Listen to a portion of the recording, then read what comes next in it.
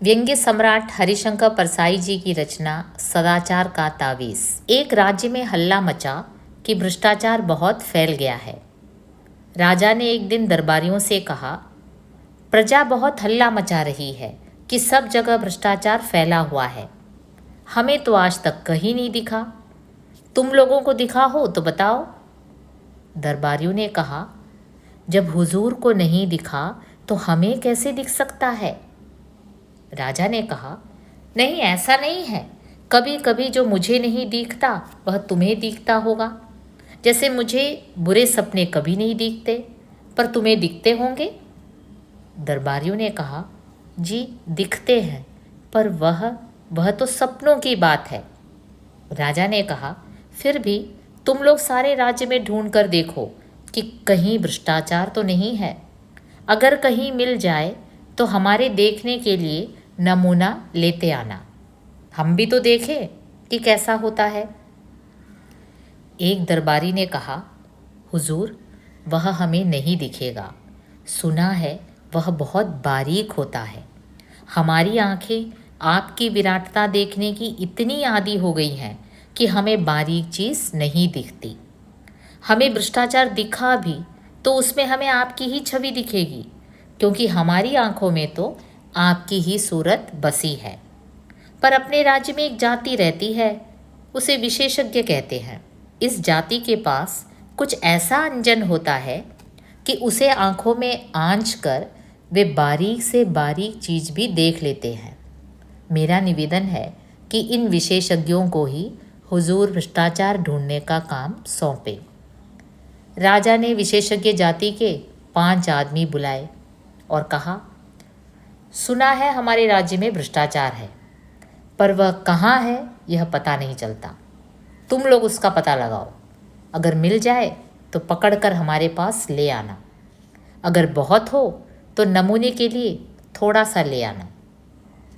विशेषज्ञों ने उसी दिन से छानबीन शुरू कर दी। 2 महीने बाद वे फिर से दरबार में हाजिर हुए। राजा ने पूछा, विशेषज्ञों, तुम्हारी जांच पूरी हो गई? जी सरकार। क्या तुम्हें भ्रष्टाचार मिला? जी बहुत सा मिला। राजा ने हाथ बढ़ाया, लाओ मुझे बताओ, देखूं कैसा होता है। विशेषज्ञों ने कहा, हुजूर, वह हाथ की पकड़ में नहीं आता। वह स्थूल नहीं, सूक्ष्म है, अगोचर है, पर वह सर्वत्र व्याप्त है। उसे देखा नहीं जा सकता, अनुभव किया जा सकता है। राजा सोच में पड़ गए। बोले, विशेषज्ञों, तुम कहते हो कि वह सूक्ष्म है, अगोचर है, सर्वव्यापी है। ये गुण तो ईश्वर के हैं, तो क्या भ्रष्टाचार ईश्वर है?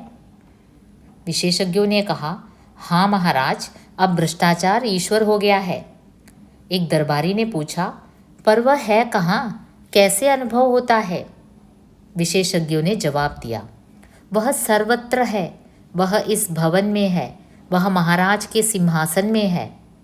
सिंहासन में है, कहकर राजा साहब उछलकर दूर खड़े हो गए। विशेषज्ञों ने कहा, हाँ सरकार, सिंहासन में है। पिछले माह इस सिंहासन पर रंग करने के लिए जिस बिल का भुगतान किया गया है वह बिल झूठा है। वह वास्तव में दुगने दाम का है। आधा पैसा बीच वाले खा गए। आपके पूरे शासन में भ्रष्टाचार है और वह मुख्यतः घूस के रूप में है। विशेषज्ञों की बात सुनकर राजा चिंतित हुए और दरबारियों के कान खड़े हुए। राजा ने कहा, यह तो बड़ी चिंता की बात है। हम भ्रष्टाचार बिल्कुल मिटाना चाहते हैं। विशेषज्ञों, तुम बता सकते हो कि वह कैसे मिट सकता है? विशेषज्ञों ने कहा, हाँ महाराज, हमने उसकी भी योजना तैयार की है। भ्रष्टाचार मिटाने के लिए महाराज को व्यवस्था में बहुत परिवर्तन करने होंगे। एक तो भ्रष्टाचार के मौके मिटाने होंगे, जैसे ठेका है तो ठेकेदार है, और ठेकेदार हैं तो अधिकारियों को घूस है। ठेका मिट जाए तो उसकी घूस मिट जाए। इसी तरह और बहुत सी चीज़ें हैं। किन कारणों से आदमी घूस लेता है यह भी विचारणीय है। राजा ने कहा, अच्छा, तुम अपनी पूरी योजना रख जाओ, हम और हमारा दरबार उस पर विचार करेंगे। विशेषज्ञ चले गए। राजा ने और दरबारियों ने भ्रष्टाचार मिटाने की योजना को पढ़ा, उस पर विचार किया। विचार करते दिन बीतने लगे और राजा का स्वास्थ्य बिगड़ने लगा। एक दिन एक दरबारी ने कहा, महाराज, चिंता के कारण आपका स्वास्थ्य बिगड़ता जा रहा है। उन विशेषज्ञों ने आपको झंझट में डाल दिया। राजा ने कहा, हाँ, मुझे रात को नींद नहीं आती। दूसरा दरबारी बोला, ऐसी रिपोर्ट को आग के हवाले कर देना चाहिए, जिससे महाराज की नींद में खलल पड़े। राजा ने कहा, पर करें क्या? तुम लोगों ने भी भ्रष्टाचार मिटाने की योजना का अध्ययन किया है। तुम्हारा क्या मत है? क्या उसे काम में लाना चाहिए? दरबारियों ने कहा, महाराज, वह योजना क्या है, एक मुसीबत है। उसके अनुसार कितने उलटफेर करने पड़ेंगे, कितनी परेशानी होगी, सारी व्यवस्था उलट पलट हो जाएगी। जो चला आ रहा है उसे बदलने से नई नई कठिनाइयाँ पैदा हो सकती है। हमें तो कोई ऐसी तरकीब चाहिए जिससे बिना कुछ उलटफेर किए भ्रष्टाचार मिट जाए। राजा साहब बोले, मैं भी यही चाहता हूँ, पर यह हो कैसे? हमारे प्रपितामह को तो जादू आता था, हमें वह भी नहीं आता। तुम लोग ही कोई उपाय खोजो। एक दिन दरबारियों ने राजा के सामने एक साधु को पेश किया और कहा, महाराज, एक कंदरा में तपस्या करते हुए इस महान साधक को हम ले आए हैं। इन्होंने सदाचार का तावीज़ बनाया है। वह मंत्रों से सिद्ध है और उसके बांधने से आदमी एकदम सदाचारी हो जाता है। साधु ने अपने झोले में से एक तावीज़ निकालकर राजा को दिया। राजा ने उसे देखा, बोले, हे साधु, इस तावीज़ के विषय में मुझे विस्तार से बताओ। इससे आदमी सदाचारी कैसे हो जाता है? साधु ने समझाया, महाराज, भ्रष्टाचार और सदाचार मनुष्य की आत्मा में होता है, बाहर से नहीं होता। विधाता जब मनुष्य को बनाता है तब किसी की आत्मा में ईमान की कल फिट कर देता है और किसी की आत्मा में बेईमानी की। इस कल में से ईमान या बेईमानी के स्वर निकलते हैं, जिन्हें आत्मा की पुकार कहते हैं। आत्मा की पुकार के अनुसार आदमी काम करता है। प्रश्न यह है कि जिनकी आत्मा से बेईमानी के स्वर निकलते हैं, उन्हें दबाकर ईमान के स्वर कैसे निकाले जाएं? मैं कई वर्षों से इसी के चिंतन में लगा हूँ। अभी मैंने यह सदाचार का तावीज़ बनाया है। जिस आदमी की भुजा पर यह बंधा होगा वह सदाचारी हो जाएगा। मैंने कुत्ते पर भी इसका प्रयोग किया है। यह ताबीज़ गले में बांध देने से कुत्ता भी रोटी नहीं चुराता। बात यह है कि इस ताबीज़ में से ही सदाचार के स्वर निकलते हैं। जब किसी की आत्मा बेईमानी के स्वर निकालने लगती है, तब इस ताबीज़ की शक्ति आत्मा का गला घोंट देती है और आदमी को ताबीज़ से ईमान के स्वर सुनाई पड़ते हैं। वह इन स्वरों को आत्मा की पुकार समझकर सदाचार की ओर प्रेरित होता है। यही इस तावीज़ का गुण है महाराज। दरबार में हलचल मच गई। दरबारी उठ उठकर तावीज़ को देखने लगे।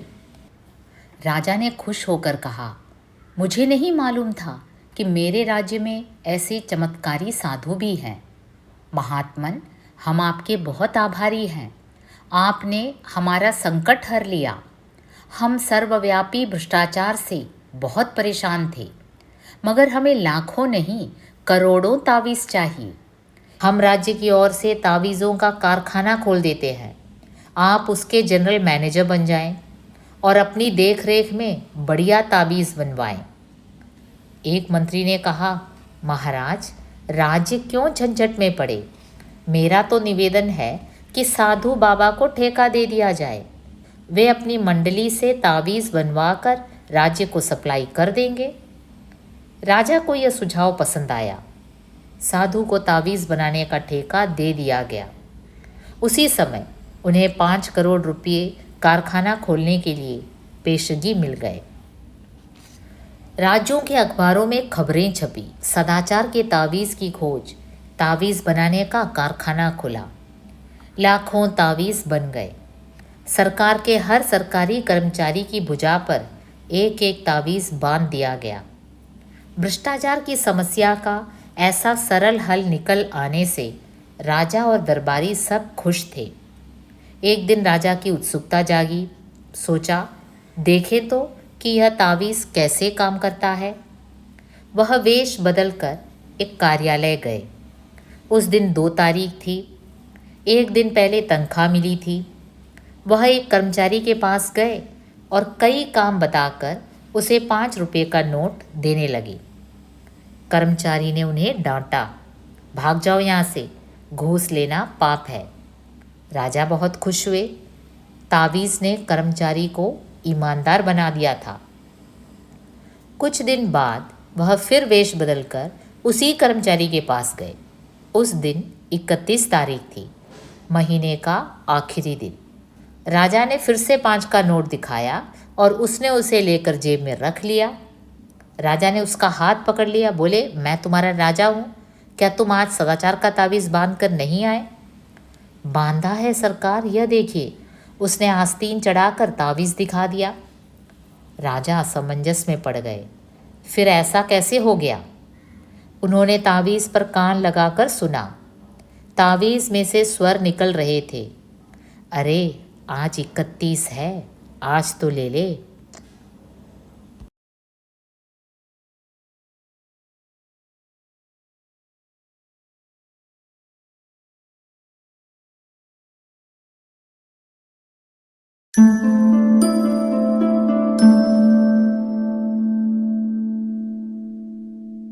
Hello and welcome back. നമ്മളിന്ന് Calicut university first sem BA BSc ഗദ്യതാര ടെക്സ്റ്റിലെ സദാചാർ കാ താവീസ് എന്ന വ്യംഗ്യാത്മക് ലേഖാണ് ഡിസ്കസ് ചെയ്യാൻ പോകുന്നത്. അതിൻ്റെ ക്വസ്റ്റ്യൻസ് ആൻഡ് ആൻസേഴ്സാണ്. ഇതിൻ്റെ വീഡിയോ ചാനലിൽ അപ്ലോഡാണ്. ആദ്യം കഥ ആസ്വദിച്ച് വായിക്കുക, പിന്നീട് വീഡിയോ കാണുക. Then you move on to this session. Essay type question ആദ്യം 10 മാർക്സ് ക്വസ്റ്റ്യൻ. ഇത് കമ്പാരിറ്റീവ്ലി ഈസി ചാപ്റ്ററാണ്. നിങ്ങൾക്ക് ഇൻട്രസ്റ്റിംഗ് ആയിട്ട് തോന്നും, എഴുതാനും എളുപ്പമാണ്. So it's better to concentrate essay part of this chapter. Sadachar ka Taveez Kahani കാ സാരാംശ് ലിഖിए. അതിൻ്റെ സാരാംശം, സമ്മറി. हिंदी साहित्य जगत में व्यंग्य विधा को एक नई पहचान देने वाले हरिशंकर परसाई जी की एक रोचक रचना है सदाचार का तावीज़. ഹിന്ദി സാഹിത്യ ലോകത്ത് വ്യംഗ്യ അല്ലെങ്കിൽ സെറ്റയർ, വ്യംഗ്യാത്മകമായിട്ട് കഥകൾ അവതരിപ്പിക്കുന്ന ഒരു പുതിയ രീതി കൊണ്ടുവന്നൊരു വ്യക്തിയാണ് ഹരിശങ്കർ പർസായി. അദ്ദേഹത്തിൻ്റെ വളരെ रोचक मीन्स इंटरेस्टिंग रचनायान सदाचार का तावीज़. एक राजा और उनके दरबारियों की कथा के द्वारा वे समाज में व्याप्त भ्रष्टाचार नामक विसंगति की ओर हमारा ध्यान आकर्षित करते हैं. ഒരു രാജാവും അദ്ദേഹത്തിൻ്റെ കുറേ ദർബാറികളും അദ്ദേഹത്തിൻ്റെ രാജസദസ്സിലുള്ള മന്ത്രിമാരും മറ്റാൾക്കാരും അവരുടെ ഒരു കഥയിലൂടെ സമാജ് മേ വ്യാപ്ത് ഭ്രഷ്ടാചാർ, സമൂഹത്തിൽ അഴിമതി വളരെയധികം അങ്ങ് കൂടി നിൽക്കുന്ന സമയത്ത് നമ്മളെല്ലാവരുടെയും ശ്രദ്ധ അതിലേക്ക് കേന്ദ്രീകരിക്കാൻ വേണ്ടി ഈ ഒരു രാജാവിൻ്റെ കഥയിലൂടെ, ഒരു വിഡ്ഢിയായ രാജാവ്, അദ്ദേഹത്തിൻ്റെ കഥയിലൂടെ സമൂഹത്തിനെ ഈ അഴിമതി എന്ന ഒരു മഹാവിപത്തിനെ ചൂണ്ടിക്കാണിക്കുകയാണ് ഹരിശങ്കർ പർസായി. ഈ ഹരിശങ്കർ പർസായി ഉണ്ടല്ലോ, നമ്മുടെ ഗവൺമെൻറ്റിനെയോ മന്ത്രിമാരെയോ ആരെയും പേടിയില്ലാതെ എഴുതുന്ന ഒരു വ്യക്തിയായിരുന്നു. അപ്പോൾ ആ കാലഘട്ടത്തിൽ ഇന്ത്യയിൽ ഒരുപാട് അഴിമതി, ഏത് ഓഫീസിൽ ചെന്നാലും കൈക്കൂലി കൊടുക്കാതെ ഒരു കാര്യവും നടക്കില്ല. എഴുത്തുകാർ അവർക്ക് അവാർഡ് കിട്ടും, അല്ലെ വലിയ വലിയ പൊസിഷൻ കിട്ടുമെന്ന് പറഞ്ഞ് ഈ കാര്യത്തിൽ മൗനം പാലിക്കുന്ന സമയത്താണ് തൻ്റെ വ്യംഗ്യ രചനയിലൂടെ ഹരിശങ്കർ പർസായി വളരെ ശക്തമായിട്ട് എഴുതിയിരുന്നത്. അദ്ദേഹത്തിന് അങ്ങനെ ഒരു സ്ഥാനമാനമോ ആരെയും പേടിയൊന്നുമില്ലായിരുന്നു. സമൂഹത്തിൽ കാണുന്ന കൊള്ളരുതായ്മ അതിനെ ഒരു ഹാസ്യ രൂപത്തിൽ എങ്കിൽ കൊള്ളേണ്ടടുത്ത് കൊള്ളും, അതാണല്ലോ വ്യംഗ്യത്തിൻ്റെ പ്രാധാന്യം തന്നെ. यहाँ राजा उन अधिकारियों के प्रतीक हैं जो अपने चालाक एवं चापलूस अफसरों की मीठी मीठी बातों में फंसकर भ्रष्टाचार को फैलने में मदद करते हैं. ഇവിടെ രാജാവ് ആ ഓഫീസേഴ്സിൻ്റെ ഒരു റെപ്രസെൻറ്റേറ്റീവാണ്. ഏത് ഓഫീസേഴ്സ്? തൻ്റെ കീഴിൽ ജോലി ചെയ്യുന്ന ആൾക്കാരുടെ മീഠി മീഠി ബാത്തേ, ചാപ്ലൂസ് അഫ്സറോക്കെ. ചാപ്ലൂസ് എന്ന് വെച്ചാൽ സോപ്പിടുന്നത്. ഈ രാജാവിന് ആക്ച്വലി അഴിമതി മാറ്റണമെന്ന് വളരെയധികം ആഗ്രഹം ഉണ്ടായിരുന്നു. പക്ഷേ അയാളുടെ ദർബാറികൾ അദ്ദേഹത്തിനെ സോപ്പിട്ട് ഇങ്ങനെ യാഥാർത്ഥ്യം മനസ്സിലാപ്പിക്കാതെ നിർത്തും. അങ്ങനത്തെ ഉന്നത അധികാരികളുടെ ഒരു പ്രതീകമാണ് ഈ രാജാവ്. മന്ത്രിമാർ അല്ലെ ഓഫീസേഴ്സ് അവർ തെറ്റിദ്ധരിപ്പിക്കുന്നു. അപ്പോൾ ഉന്നത സ്ഥാനത്തിലിരിക്കുന്നവർ ചിലപ്പോൾ വാസ്തവത്തിൽ സമൂഹത്തിൽ മാറ്റം ആഗ്രഹിക്കുന്നവരായിരിക്കാം. പക്ഷേ അവരുടെ താഴേക്കിടയിൽ ജോലി ചെയ്യുന്നവർ ഈ ചാപ്ലൂസ് അഫ്സറാണെങ്കിൽ ഇങ്ങനെ ഈ രാജാവിൻ്റെ അവസ്ഥ തന്നെ വരും. कहानी एक ऐसे राज्य के बारे में है जहाँ बड़ी मात्रा में भ्रष्टाचार फैल चुकी थी और राजा अपने राज्य की इस हालत से काफ़ी परेशान थे. ആ രാജ്യത്ത് വലിയ എമൗണ്ടിൽ അഴിമതി പടർന്നു കഴിഞ്ഞിരുന്നു. രാജാവ് ഈ കാര്യത്തിൽ വളരെ ചിന്താവിഷ്ടനായിരുന്നു. ഇത്തനാ പരേഷാൻ कि वे रात को चैन से सो भी न पाते थे. രാജാവാണെങ്കിൽ വളരെ ഡിസ്റ്റർബ്ഡ് ആയിരുന്നു ഈ ഒരു ഇഷ്യൂ കാരണം. രാത്രിയിൽ അദ്ദേഹത്തിന് ഉറങ്ങാൻ പോലും പറ്റുന്നില്ലായിരുന്നു. समस्या का हल दरबारियों से पूछे जाने पर वे राजा को खुश करने के लिए कह डालते हैं कि उनकी आँखों को राजा की विशालता देखने की इतनी आदत पड़ गई है कि उन्हें भ्रष्टाचार जैसी बारीक चीज़ नहीं दिखती. അപ്പോൾ രാജാവ് നാച്ചുറലി തൻ്റെ വിഷമം ആദ്യം ദർബാറികളോടാണ് പറയുന്നത്, മന്ത്രിമാരോടും സദസ്സിലുള്ളവരോടും. രാജസദസ്സിലുള്ളവരോട് ആദ്യം പറഞ്ഞു. അപ്പോൾ അവരെന്താണ് പറഞ്ഞത്? അയ്യോ, ഈ അഴിമതി എന്ന് പറഞ്ഞ സാധനം വളരെ മൈന്യൂട്ടാണ് രാജാവ്, ഞങ്ങളുടെ കണ്ണുകൾ കൊണ്ട് അത് കാണാനൊക്കത്തില്ല. കാരണം ഞങ്ങളുടെ കണ്ണുകൾ അങ്ങയുടെ വിശാലത കണ്ട് ശീലിച്ചിരിക്കുകയാണ്. അപ്പം ഞങ്ങൾക്ക് ഈ ചെറിയ മൈന്യൂട്ട് കാര്യങ്ങളൊന്നും ഞങ്ങളുടെ കണ്ണിൽ പെടത്തില്ല. फिर राजा ने विशेषज्ञों को भ्रष्टाचार ढूंढ निकालने का काम सौंपा. അപ്പോൾ അടുത്ത സ്റ്റെപ്പ് ചില സ്പെഷ്യലിസ്റ്റുകൾ, വിശേഷജ്ഞ എന്ന് വെച്ചാൽ സ്പെഷ്യലിസ്റ്റുകൾ, അവരെ ഏൽപ്പിച്ചു. 5 പേരെ ഏൽപ്പിച്ചു ഈ അഴിമതി കണ്ടുപിടിക്കാൻ. വിശേഷജ്ഞോं ने 2 महीने लगाकर റിപ്പോർട്ട് രാജാ കെ സാമനെ രഖാ. 2 മാസം കഷ്ടപ്പെട്ട് ഈ സ്പെഷ്യലിസ്റ്റുകൾ റിപ്പോർട്ട് രാജാവിൻ്റെ മുമ്പിൽ വെച്ചു. उन्होंने बताया कि भ्रष्टाचार सूक्ष्म है, अगोचर है, सर्वव्यापी है. അപ്പോൾ അവരുടെ റിപ്പോർട്ടിൽ എന്താണ്? ഈ അഴിമതി സർവ്വടത്തും ഉണ്ട്, അത് സൂക്ഷ്മമാണ്, വളരെ മൈന്യൂട്ടാണ്, അഗോച്ചറാണ്. അഗോച്ചർ മീൻസ് കാണാൻ പറ്റത്തില്ല. സർവ്വവ്യാപിയാണ്, എല്ലായിടവും വ്യാപിച്ചിരിക്കുകയാണ്, സർവ്വവ്യാപിയാണ്, പക്ഷേ കാണാനൊക്കത്തില്ല, വളരെ സൂക്ഷ്മമാണ്. उनका सुझाव था कि राज्य से भ्रष्टाचार पूर्ण रूप से हटाने के लिए व्यवस्था में काफ़ी परिवर्तन करने होंगे. റിപ്പോർട്ട് വെക്കുക മാത്രമല്ല അവർ ചെയ്തത്, അവർ സജഷനും തന്നു. എന്താണ് സജഷൻ? അഴിമതി പൂർണ്ണമായിട്ട് രാജ്യത്തിൽ മാറ്റണമെങ്കിൽ ഈ കൊണ്ടാടിക്കൊണ്ടിരിക്കുന്ന സിസ്റ്റം പൂർണ്ണമായിട്ടും ഉടച്ചു വാർക്കേണ്ടി വരും. വ്യവസ്ഥാമേ काफ़ी परिवर्तन करने होंगे. सबसे बड़ा परिवर्तन तो यह है कि ठेका देने की व्यवस्था को ही खत्म करना होगा. അതിൽ ഏറ്റവും വലിയ സ്റ്റെപ്പ് ഈ ठेका എന്ന് വെച്ചാൽ കോൺട്രാക്റ്റ് കൊടുക്കുക, ഓരോരുത്തർക്കും ഓരോ കാര്യം കോൺട്രാക്റ്റ് കൊടുക്കുക. ഈ ഒരു സിസ്റ്റം തന്നെ ഇല്ലാതാക്കണം. കാരണം എന്താണ്? കോൺട്രാക്റ്റ് കൊടുക്കുമ്പോൾ അവരവർക്ക് ഇഷ്ടമുള്ളവർക്ക് കോൺട്രാക്റ്റ് കൊടുക്കും. അങ്ങനെ അവരുടെ കയ്യിൽ നിന്ന്, കോൺട്രാക്ടറിൻ്റെ കയ്യിൽ നിന്ന് ഓഫീസേഴ്സ് പൈസ വാങ്ങിക്കും. राज्य में चली आ रही व्यवस्था बदलना दरबारी चाहते ही न थे, क्योंकि ठेके से ही उनको फ़ायदा होता था. अब राज्य में एक व्यवस्था चली आ रही थी, ഒരു സിസ്റ്റം നിലനിൽക്കുന്നു. അതിലെല്ലാവർക്കും വളരെ സന്തോഷമായിരുന്നു. കാരണം ഈ ദർബാറികൾക്ക് ഈ കോൺട്രാക്ടറിൻ്റെ കയ്യിൽ നിന്ന് ഇഷ്ടം പോലെ കാശ് കിട്ടുന്നുണ്ടായിരുന്നു. അതുകൊണ്ട് തന്നെ ആ ഒരു വ്യവസ്ഥ മാറ്റാൻ അവർക്കൊട്ടും താല്പര്യമില്ലായിരുന്നു. क्योंकि ठेके से ही उनको फ़ायदा होता था. फ़ायदा होना ലാഭം. ठेके ഉണ്ടെങ്കിൽ, കോൺട്രാക്റ്റ് ഉണ്ടെങ്കിലേ അവർക്ക് ലാഭമുള്ളൂ. അത്തഹ ഉन्होंने രാജാ को दूसरा सुझाव दिया. അപ്പോൾ അതുകൊണ്ട് അവരെന്ത് ചെയ്തു? ഇത് അവർക്ക് തന്നെ ബുദ്ധിമുട്ടായി വരും എന്നറിഞ്ഞതുകൊണ്ട് അവർ രാജാവിന് വേറൊരു ഐഡിയ പറഞ്ഞു കൊടുത്തു. സുझाव देना टू सजेस्ट. उन्होंने राजा के सामने एक ऐसे साधु को पेश किया जिसने ऐसे ताबीज़ खोज निकाला था जिसे बांधने से ആദ്മി സദാചാരി ഹോ ജാത്ത ഹെ. എവിടുന്നോ ഒരു സന്യാസിയെ കൊണ്ടുവന്ന്, എന്നിട്ട് അദ്ദേഹം ഒരു തകിട് കണ്ടുപിടിച്ചു പോലും. ആ തകിട് കെട്ടിയാൽ ഏതൊരു വ്യക്തിയും സദാചാരിയാവും, നല്ല പോലെ പെരുമാറും. സദാചാർ എന്ന് വെച്ചാൽ നല്ല പെരുമാറ്റം. राजा उनकी बातों पर विश्वास करते हैं और साधु को ही ताबीज़ बनाने का कारखाना खोलने का ठेका दे देते हैं. നോക്കൂ, ഈ ठेका കോൺട്രാക്റ്റ് എന്ന സാധനം മാറ്റണം എന്ന് പറഞ്ഞെടുത്ത് ഈ സന്യാസിക്ക് തന്നെ എത്രയോ ലക്ഷം രൂപ കൊടുത്ത് ഈ തകിടുണ്ടാക്കാനുള്ള വലിയ ഫാക്ടറി ഉണ്ടാക്കാനുള്ള കോൺട്രാക്റ്റ് കൊടുക്കും. കാർഖാന ഖുൽ ജാത്താ ഹെ, ലാഖോ താവീസ് ബനെ और सभी कर्मचारियों की भुजाओं पर बांध दी गई. അങ്ങനെ ഫാക്ടറി തുറന്നു. ലക്ഷക്കണക്കിന് തകിടുകളുണ്ടാക്കി. എല്ലാ കർമ്മചാരി ഓഫീസേഴ്സ് എല്ലാ ഉദ്യോഗസ്ഥരുടെയും കയ്യിലിത് കെട്ടി.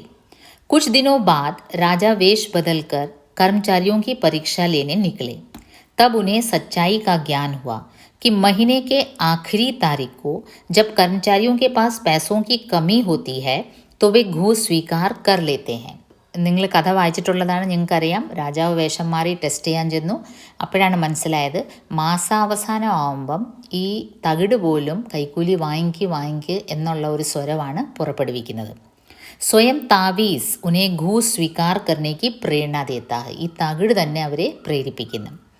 संक्षेप में कह सकते हैं कि अगर समाज में व्याप्त अनाचारों का उन्मूलन करना ही है तो सबसे पहले तो उन अनाचारों का कारण ढूंढ निकालना चाहिए और अगर सच में बदलाव चाहते हो तो चली आ रही व्यवस्था को बदलने का സാഹസ് ദിഖാനാ ചാഹിയെ. ചുരുക്കി പറഞ്ഞാൽ ഹരിശങ്കർ പർസായി ഇവിടെ ഉദ്ദേശിക്കുന്നത് സമൂഹത്തിൽ കണ്ടുകൊണ്ടിരിക്കുന്ന കൊള്ളരുതായ്മ മാറ്റണമെങ്കിൽ ആദ്യം വേണ്ടത് അതിൻ്റെ കാരണം കണ്ടുപിടിക്കുക. ഇവിടെ കാരണം കണ്ടുപിടിച്ചത് എന്താണ്? ഈ ഇല്ലായ്മ വരുമ്പോഴാണ്. അപ്പോൾ തൊഴിലാളികൾക്ക് ഒരു മാസത്തിനുള്ള വരുമാനം തികയുന്നില്ല, അതും ഒരു റീസണാണ്. മാസാവസാനം ആകുമ്പോൾ ശമ്പളം തീർന്നു പോകുന്നു. അപ്പോൾ കാരണം കണ്ടുപിടിക്കുക. അതുപോലെ വ്യവസ്ഥയിൽ മാറ്റം വരുത്തണമെങ്കിൽ അത് മാറ്റാനുള്ള ഒരു ആത്മധൈര്യം കാണിക്കുക, ആ ഒരു മനഃശക്തി കാണിക്കണം മാറ്റാനുള്ളത്. അങ്ങനെ വ്യവസ്ഥ മാറ്റുമ്പോൾ ഒരുപാട് പേർക്ക് ബുദ്ധിമുട്ടുണ്ടാവും. നമുക്ക് താല്പര്യമുള്ള ഒരുപാട് പേർക്ക് ബുദ്ധിമുട്ടുണ്ടാവും. നമ്മുടെ കൂടെ നിൽക്കുന്ന ഒരുപാട് പേർക്ക് അത് തടസ്സമാവും. പക്ഷേ ഒരു ഓഫീസറിന് ഇങ്ങനെ ഒരു അഴിമതി ഇല്ലാതാക്കണമെന്നുള്ളൊരു ആഗ്രഹമുണ്ടെങ്കിൽ, ഇച്ഛാശക്തി ഉണ്ടെങ്കിൽ വ്യവസ്ഥ മാറ്റിയേ പറ്റൂ. ചാഹേ ഉസ്മേ കിത്തനി ഹി ദിക്കത്ത് ക്യോ നാ ഹോ. ദിക്കത്ത് മീൻസ് ബുദ്ധിമുട്ട്. അതിൽ ഒരുപാട് ബുദ്ധിമുട്ടുകൾ വരും, ഒരുപാട് പേര് പിണങ്ങും, പക്ഷേ അത് ചെയ്തേ പറ്റൂ. അന്ധവിശ്വാസവും കെ പീछे ന ഭാഗ്കർ അക്കൽമന്ദി സെ കാം ലേനാ ചാഹിയെ. ഇവിടെ നോക്കിയ സയൻറ്റിഫിക്കായിട്ട് വിശേഷജ്ഞർ ഒരു റിപ്പോർട്ട് വെച്ചു. അത് നോക്കാതെ അന്ധവിശ്വാസത്തിൻ്റെ പുറകിൽ ഒരു സാധുവിൻ്റെ വാക്കുകൾ കേട്ട് പോകുന്നതിന് പകരം സയൻറ്റിഫിക്കായിട്ട് കാര്യങ്ങൾ ചെയ്യണം. और चापलूस कर्मचारियों की बातों में उच्च अधिकारियों को नहीं आना चाहिए. चापलूस കർമ്മചാരി എല്ലായിടത്തും ഉണ്ട്, സോപ്പിടുന്ന കർമ്മചാരികൾ എല്ലായിടത്തും ഉണ്ട്, സോപ്പിടുന്ന കീഴ് ജീവനക്കാർ എല്ലാ വിഭാഗത്തിലും ഉണ്ട്. പക്ഷേ അവരിൽ നിന്ന് ഉച്ച അധികാരികൾ ഓഫീസേഴ്സ് എപ്പോഴും അലേർട്ടായിരിക്കണം. व्यंग्य सम्राट हरिशंकर परसाई जी ने सदाचार का तावीज़ नामक रचना से यही व्यक्त करना चाहा है. വ്യംഗ്യ സമ്രാട്ട് ഹരിശങ്കർ പർസായി തൻ്റെ ഈ രചനയിലൂടെ ഇത് തന്നെയാണ് വ്യക്തമാക്കാൻ ഉദ്ദേശിച്ചത്. Moving on to short answer type question, 5 marks question. Sadachar ka Taveez കാ വ്യംഗ്യ സംജായിയെ. ഇതൊരു മോസ്റ്റ് പ്രൊബബിൾ ഷോർട്ട് ആൻസർ ആണ്. ഈ ഒരു ചാപ്റ്ററിൽ നിന്ന് വരാവുന്ന ഏറ്റവും നല്ലൊരു ആപ്റ്റായിട്ട് വരാവുന്നൊരു ക്വസ്റ്റ്യനാണ് സദാചാർ കാ താവീസ് കാ വ്യംഗ്യ സംജായിയെ. हिंदी साहित्य जगत के व्यंग्य सम्राट हरिशंकर परसाई जी काफ़ी बारीकी से समाज को देखते परखते थे. വളരെ മൈന്യൂട്ടായിട്ടായിരുന്നു സമൂഹത്തിനെ നിരീക്ഷിക്കുന്നത്. ദേഖ്ന പരഖ്ന എന്ന് വെച്ചാൽ സൂക്ഷ്മമായിട്ട്, നമ്മൾ കാണുന്ന പോലെയല്ല, സൂക്ഷ്മമായിട്ട് വീക്ഷിക്കുക. ഉൻകി വ്യംഗ്യരചനായെ മാത്രം മനോരഞ്ജൻ കെ ലിയെ നഹി ഹോത്ത. അപ്പോൾ അദ്ദേഹം ഈ വ്യംഗ്യരചനകൾ എഴുതുന്നത് വെറും ഒരു എൻ്റർടൈൻമെൻറ്റിന് വേണ്ടിയല്ല, ബൽക്കി സമാജ് की कमज़ोरियों और विसंगतियों की ओर हमारा ध्यान आकर्षित करना उनका लक्ष्य रहा है. സമൂഹത്തിലെ കംസോറി, വീക്ക്നെസ്, സമൂഹത്തിലുള്ള വീക്ക്നെസ്, വിസംഗതിയാം, കൊള്ളരുതായ്മ, ഉസ്കി പ്രതി ഹമാര ധ്യാൻ ആകർഷിത് കർണ ഉൻക ലക്ഷ്യ രഹാ ഹൈ. സമൂഹത്തിൽ എന്തൊക്കെ കൊള്ളരുതായ്മകളുണ്ട് അതിനോട് നമ്മുടെ ദൃഷ്ടി അങ്ങോട്ട് പതിക്കാനാണ് അദ്ദേഹം ശ്രമിക്കുന്നത്. യഹാ ഇസ് രചന മേ സമാജ് മേ വ്യാപ്ത് ഭ്രഷ്ടാചാർ കി ഓർ വേ ഹമാര ധ്യാൻ ആകർഷിത് കർത്തെ ഹൈ. ഇവിടെ ഈ ഒരു ഇതിൽ സമൂഹത്തിൽ അഴിമതി എന്ന ഒരു തിന്മ, അതിലേക്കാണ് അദ്ദേഹം വിരൽ ചൂണ്ടുന്നത്. ഹരിശങ്കർ പ്രസായുടെ ഒരുപാട് രചനകളുണ്ട് പല കൊള്ളരുതായ്മകളെ പറ്റി സമൂഹത്തിൽ നടക്കുന്നത്. അപ്പോൾ ഇതൊരെണ്ണം അഴിമതിയെ പറ്റിയാണ്. घूस दिए बिना किसी भी दफ्तर से कोई काम निकलवाना नामुमकिन सा होने लगा था. ഘൂസ് കൈക്കൂലി കൊടുക്കാതെ ഒരു ഓഫീസിൽ നിന്നും ഒരു കാര്യവും സാമാന്യ ജനങ്ങൾക്ക് ചെയ്യാൻ പറ്റും എന്ന ഒരവസ്ഥ, സാമാന്യ ജനങ്ങൾക്ക് ചെയ്യാൻ പറ്റില്ല എന്നൊരവസ്ഥ വന്നു. കൈക്കൂലി കൊടുത്താലേ കാര്യം നടക്കൂ. ठेकेदार और उनको ठेका दिलवाने वाले अफसर മാലാമാൽ ഹോത്തെ ജാ രഹേ थे. ഒരു വശത്ത് കോൺട്രാക്ടേഴ്സും അവർക്ക് കോൺട്രാക്റ്റ് ഏൽപ്പിച്ചു കൊടുക്കുന്ന ഓഫീസേഴ്സും അവർ നല്ല പണം കൊണ്ട് കൊഴുത്തു വന്നു. പക്ഷേ പാവപ്പെട്ട ജനങ്ങൾക്ക് ഏതൊരു സർവീസ് ഗവൺമെൻറ്റിൽ നിന്ന് കിട്ടണമെങ്കിലും കൈക്കൂലി കൊടുക്കേണ്ട ഒരു അവസ്ഥ വന്നു. समाज की इसी बुराई की ओर एक कहानी के द्वारा व्यंग्यात्मक रूप से सदाचार का तावीज़ को प्रस्तुत किया गया है. ഈ ഒരു സമൂഹത്തിലെ ഈ ഒരു തിന്മയാണ് കളിയാക്കലിലൂടെ അദ്ദേഹം ഈ ഒരു സദാചാർ കാ താവീസ് എന്ന രചനയിലൂടെ പ്രകടം ആക്കിയിരിക്കുന്നത്. സദാചാർ കാ താവീസ് ബാന്ധനെ സേ ലോഗോ മേ ക്യാ പരിവർത്തൻ ആയ. ഈ തകിട് കെട്ടിയിട്ട് ജനങ്ങളിൽ എന്ത് മാറ്റമാണ് വന്നത്? तावीज़ बनाने वाले साधु ने दावा किया था कि तावीज़ बांधने से लोगों के मन में सदाचार की भावना जगेगी. അപ്പോൾ ഈ സാധു എന്താണ് ചലഞ്ച് ചെയ്തത്? ഈ ഒരു തകിട്, ഈ സാധു എന്താണ് അവകാശപ്പെട്ടത്? ഈ ഒരു തകിട് കിട്ടിയാൽ മനുഷ്യരുടെ മനസ്സിൽ നല്ല വിചാരങ്ങൾ വരും, നല്ല സ്വരം വരും ആത്മാവിൽ നിന്ന്.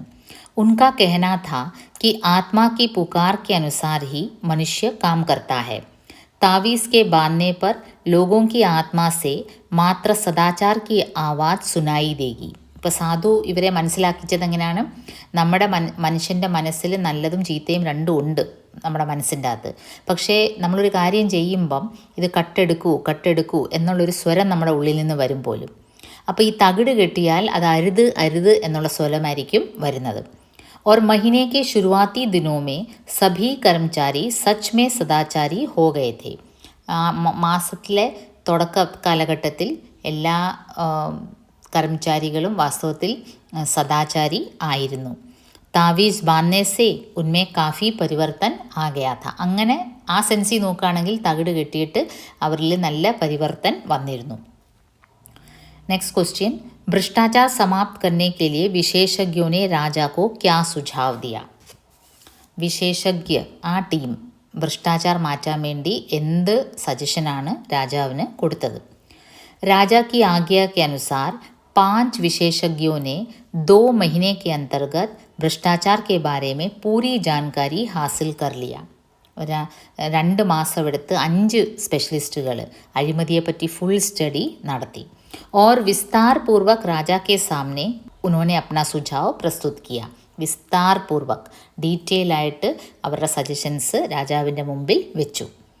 विशेषज्ञों ने कहा कि भ्रष्टाचार ईश्वर के समान सर्वव्यापी हो गया है. यहाँ तक कि राजा के सिंहासन तक में भ्रष्टाचार मौजूद है. അപ്പോൾ വിശേഷജ്ഞ എന്താണ് പറഞ്ഞത്? ये जो भ्रष्टाचार है ईश्वर के समान सर्वव्यापी है, यहाँ तक कि राजा के सिंहासन तक में वो मौजूद है. രാജാവിരിക്കുന്ന സിംഹാസനത്തിൽ വരെ അഴിമതിയുണ്ട്. उसे राज्य से पूर्ण रूप से हटाने की योजना भी वे बताते हैं. ഈ അഴിമതിയെ രാജ്യത്തിൽ നിന്ന് പൂർണ്ണമായിട്ട് മാറ്റാനുള്ള ഒരു യോജനയും അവർ ഒരു പ്ലാനും പ്ലാൻ അവർ പറയും. सबसे पहला कदम तो यह है कि व्यवस्था में बहुत परिवर्तन करने होंगे. ഏറ്റവും വലിയ കാര്യം വ്യവസ്ഥ മാറ്റണം, പരിവർത്തൻ ചെയ്യണം, ചേഞ്ച് ചെയ്യണം. ഭ്രഷ്ടാചാർ കെ മോക്കെ മിട്ടാനേ ഹോങ്കി. അഴിമതി ഉണ്ടാകാനുള്ള മോക്കെ മീൻസ് ചാൻസ്, എന്തുകൊണ്ട് അഴിമതി ഉണ്ടാകുന്നു അങ്ങനെ സാഹചര്യം, ആ സാഹചര്യം മാറ്റണം. ഉസ്കെ ലിയെ സബ്സെ പെഹലെ ठेका देने की प्रथा को हटा देना चाहिए. ആദ്യത്തെ സ്റ്റെപ്പ് കോൺട്രാക്റ്റ് കൊടുക്കുന്ന ആ ഒരു സിസ്റ്റം തന്നെ മാറ്റണം. क्योंकि ठेका है तो ठेकेदार है और जब ठेकेदार है तो अधिकारियों को घूस है. കാരണം ഈ കോൺട്രാക്റ്റ് എന്നൊരു സംഭവം ഉണ്ടെങ്കിലേ ഓഫീസേഴ്സിന് കൈക്കൂലി കിട്ടത്തുള്ളൂ. यह बात भी विचारणीय होना चाहिए कि किन कारणों से आदमी घूस लेता है. അതുപോലെ എന്ത് കാരണങ്ങൾ കൊണ്ടാണ് മനുഷ്യൻ ഈ കൈക്കൂലി എടുക്കാൻ പ്രേരിതനാകുന്നത് അതും സ്റ്റഡി ചെയ്യണം. इस प्रकार विशेषज्ञ अपनी योजना राजा के सामने पेश करते हैं. അങ്ങനെ ഈ സ്പെഷ്യലിസ്റ്റുകൾ 2 മാസത്തെ അവരുടെ അധ്വാനം അവർ ആ റിപ്പോർട്ട് രാജാവിൻ്റെ മുമ്പിൽ വെക്കും. ആ റിപ്പോർട്ടിൽ വിശദമായിട്ട് എങ്ങനെയാണ് അഴിമതി രാജ്യത്തിൽ നിന്ന് മാറ്റുന്നത് എന്നവർ പറയുന്നുണ്ട്. So moving on to very short answer type question, that is 3 marks question. सदाचार का तावीज़ क्यों बनाया गया? सिंपल डायरेक्ट ചോദ്യമാണ്. राज्य में भ्रष्टाचार बहुत बढ़ गया था और लोगों को सदाचारी बनाने के लिए सदाचार का तावीज़ बनाया गया. Moving on to next question. सदाचार के तावीज़ का परीक्षण पहले पहल किस जानवर पर किया गया और उसका परिणाम क्या था?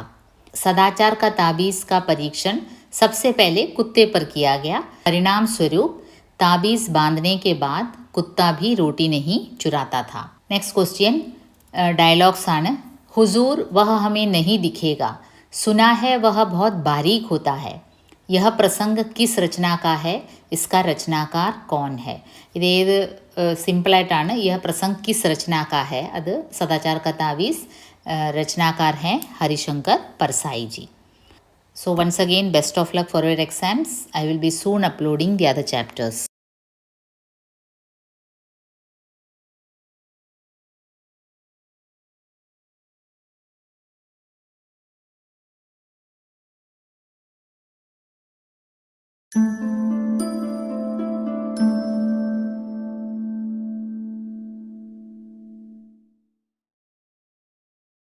हिंदी साहित्य जगत में व्यंग्य विधा के लिए पाठक की चेतना में अगर किसी का नाम पहले आता है तो वो हरिशंकर परसाई जी का ही है।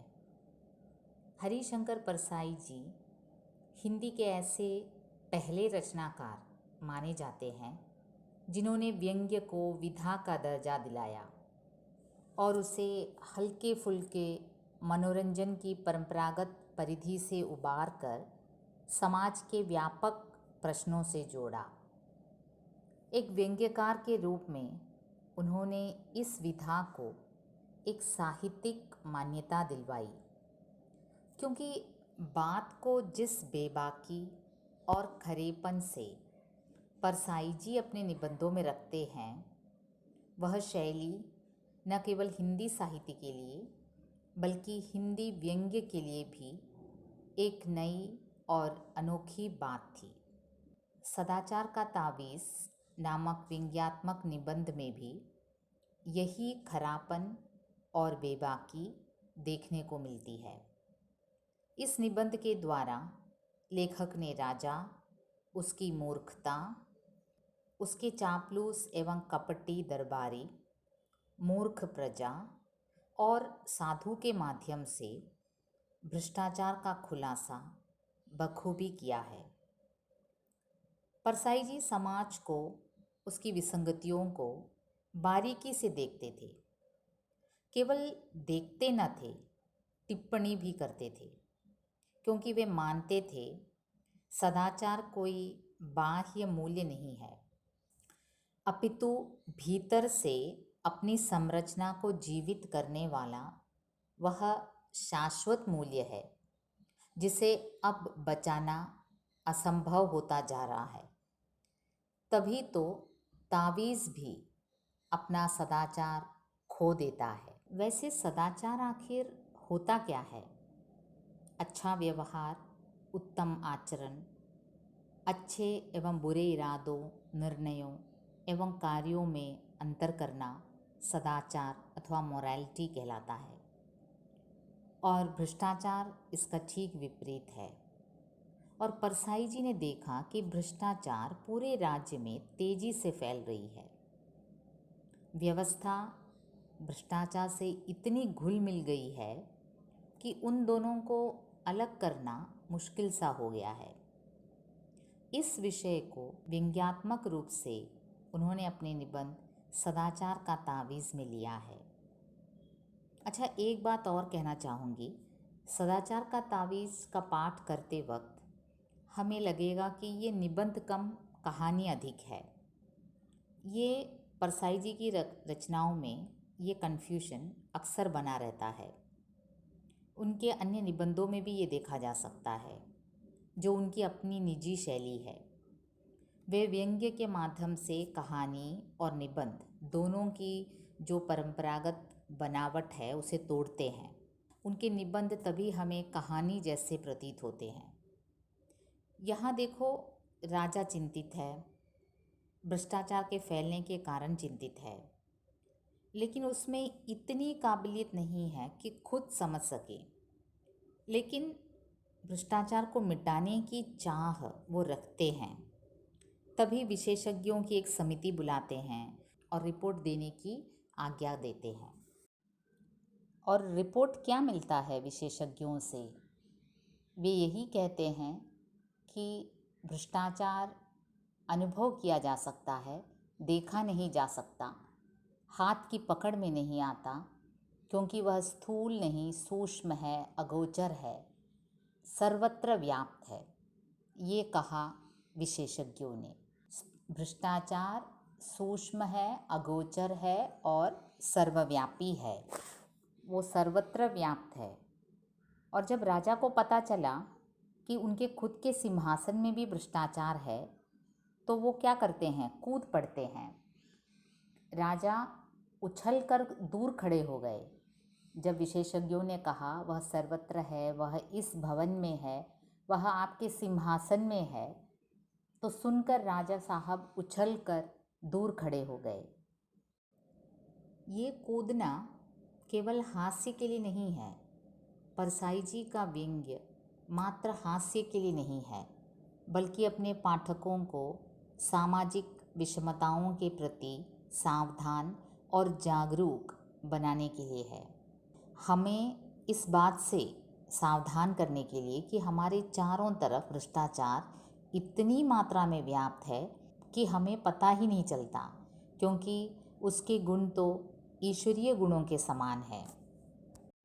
जैसे ईश्वर का अनुभव हम करते हैं, ईश्वर का सानिध्य वो स्थूल नहीं है, सूक्ष्म है, अगोचर है, जिसे देखा नहीं जा सकता लेकिन अनुभव किया जा सकता है, और वो सर्वत्र व्याप्त है ईश्वर।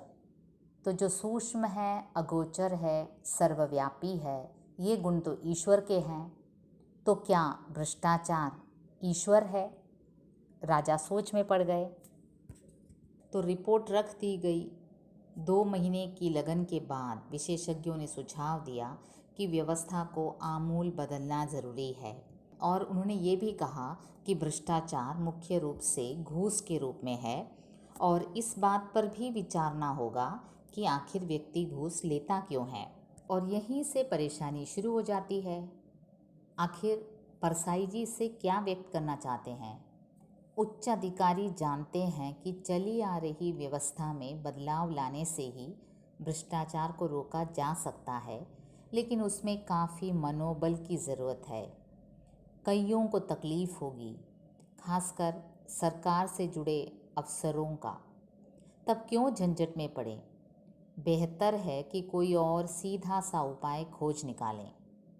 और राजा के चारों ओर चापलूस, कपटी दरबारी ही तो उनको घेरे हुए हैं, जो चाहते ही नहीं कि ठेका खत्म हो और घूस खत्म हो। वे कभी नहीं चाहते कि जो सहूलियत उन्हें मिलती आ रही है वो खत्म हो। अतः ढूंढ निकालते हैं एक साधु को, जो ये दावा करते हैं कि उन्होंने एक ऐसी तावीज़ बनाई है जिसे बांधने से आदमी तो क्या, कुत्ता भी सदाचारी हो जाता है। साधु का दावा था कि इस तावीज़ को बांधने से कुत्ता भी रोटी नहीं चुराता, कुत्ता तक सदाचारी हो जाता है। और वो समझाते हैं कि कैसे तावीज़ काम करता है। वो बताते हैं कि जैसे ही आदमी की आत्मा से बेईमानी के स्वर निकलने लगते हैं, तब तावीज़ की शक्ति से उस बेईमानी के स्वर को घोंट दिया जाता है, उसको ख़त्म कर दिया, उसका गला घोंट दिया जाता है, और आदमी को तावीज़ से ईमान के स्वर सुनाई पड़ते हैं। और आदमी समझ बैठता है कि जो तावीज़ से ईमान का स्वर आ रहा है वो वास्तव में उसके अपने आत्मा की पुकार है। तो इस प्रकार साधु अपने चमत्कारी तावीज़ से राजा और दरबारियों दोनों को प्रभावित करने में सफल होता है। और तावीज़ पहनने के बाद कर्मचारियों में क्या बदलाव आता है ये हमने देखा। हम देखते हैं कि महीने के अंत में तावीज़ भी सदाचारी बनना छोड़कर भ्रष्टाचारी बन जाता है। उसमें से भी यही आवाज़ निकलती है, आज तो ले ले। एक व्यंग्यकार के नाते परसाई जी जीवन की विडंबनाओं का एक ऐसा रेखा चित्र खींचते हैं जिसे पढ़कर एक चेतन पाठक अपने आप से भी सवाल उठाने को विवश हो जाता है। हम सोचने के लिए विवश हो जाते हैं कि क्या कर्मचारी को पर्याप्त मात्रा में तनख्वाह न मिलने के कारण वो महीने के अंत में रिश्वत लेने के लिए मजबूर होता है। क्या तावीज़ बांधने से व्यवस्था में बदलाव लाया भी जा सकता है। जो मुखिया है, राजा है, उसको अक्लमंद होना चाहिए या नहीं, उसमें कम से कम इतनी सोच तो होनी चाहिए कि वफादार और चापलूस दरबारियों में फ़र्क जान सके। जब ठेका हटाने का प्रस्ताव विशेषज्ञों ने रखा तो ठेका हटाने के बदले एक बड़ा ठेका और दे देना कितनी अक्लमंदी है। ये सब सवाल ये व्यंग्यात्मक निबंध सदाचार का तावीज़ उठाता है। हिंदी साहित्य के क्षेत्र में व्यंग्य को मनोरंजन के दायरे से निकालकर मारक हथियार बनाने वाले व्यंग्यकार थे हरिशंकर परसाई जी। हमारे देश में ह्यूमर और सटायर, हास्य और व्यंग्य को एक ही माना जाता है, जबकि दोनों में काफ़ी फ़र्क है। हास्य यानी हंसाना और सटायर अथवा व्यंग्य जो हंसाते हंसाते सोचने के लिए विवश करे। परसाई जी की अधिकतर साहित्यिक उपलब्धियाँ सामाजिक वास्तविकताओं के आमने सामने हमें ला खड़ा करती है व्यंग्य के द्वारा। परसाई जी स्वयं व्यंग्य के बारे में यूँ कहा करते थे, व्यंग्य जीवन से साक्षात्कार करता है, जीवन की आलोचना करता है, विसंगतियों, अत्याचारों, मिथ्याचारों और पाखंडों का पर्दाफाश करता है। परसाई जी जीवन में अध्यापन से जुड़े और अन्य कई क्षेत्रों में लगातार सक्रिय रहे। मध्य प्रदेश प्रगतिशील लेखक संघ की स्थापना के समय से ही उसके अध्यक्ष रहे, मजदूर आंदोलन से जुड़े और जबलपुर से निकलने वाले अखबार देशबंधु के पाठकों के प्रश्नों के उत्तर वे एक स्तंभ में देते थे। स्तंभ का नाम था पूछिए परसाई से। ये जो स्तंभ था, जो कॉलम, काफ़ी लोकप्रिय हुआ। पहल इश्किया और फिल्मी सवाल पूछे जाते थे। धीरे धीरे परसाई जी ने लोगों को गंभीर सामाजिक राजनैतिक प्रश्नों की ओर प्रवृत्त किया। यह सहज जन शिक्षा थी। लोग उनके सवाल जवाब पढ़ने के लिए अखबार का इंतज़ार करते थे। परसाई जी की प्रमुख रचनाएं कुछ इस प्रकार हैं। उनके निबंध संग्रह भूत के पांव पीछे, वैष्णव की फिसलन, माटी कहे कुम्हार से, शिकायत मुझे भी है, विकलांग श्रद्धा का दौर वगैरह वगैरह हैं। और उनमें विकलांग श्रद्धा का दौर के लिए उन्हें 1982 में साहित्य अकादमी पुरस्कार से नवाजा गया। 22 अगस्त 1924 को होशंगाबाद मध्य प्रदेश में जन्मे परसाई जी का निधन 10 अगस्त 1995 को हुआ।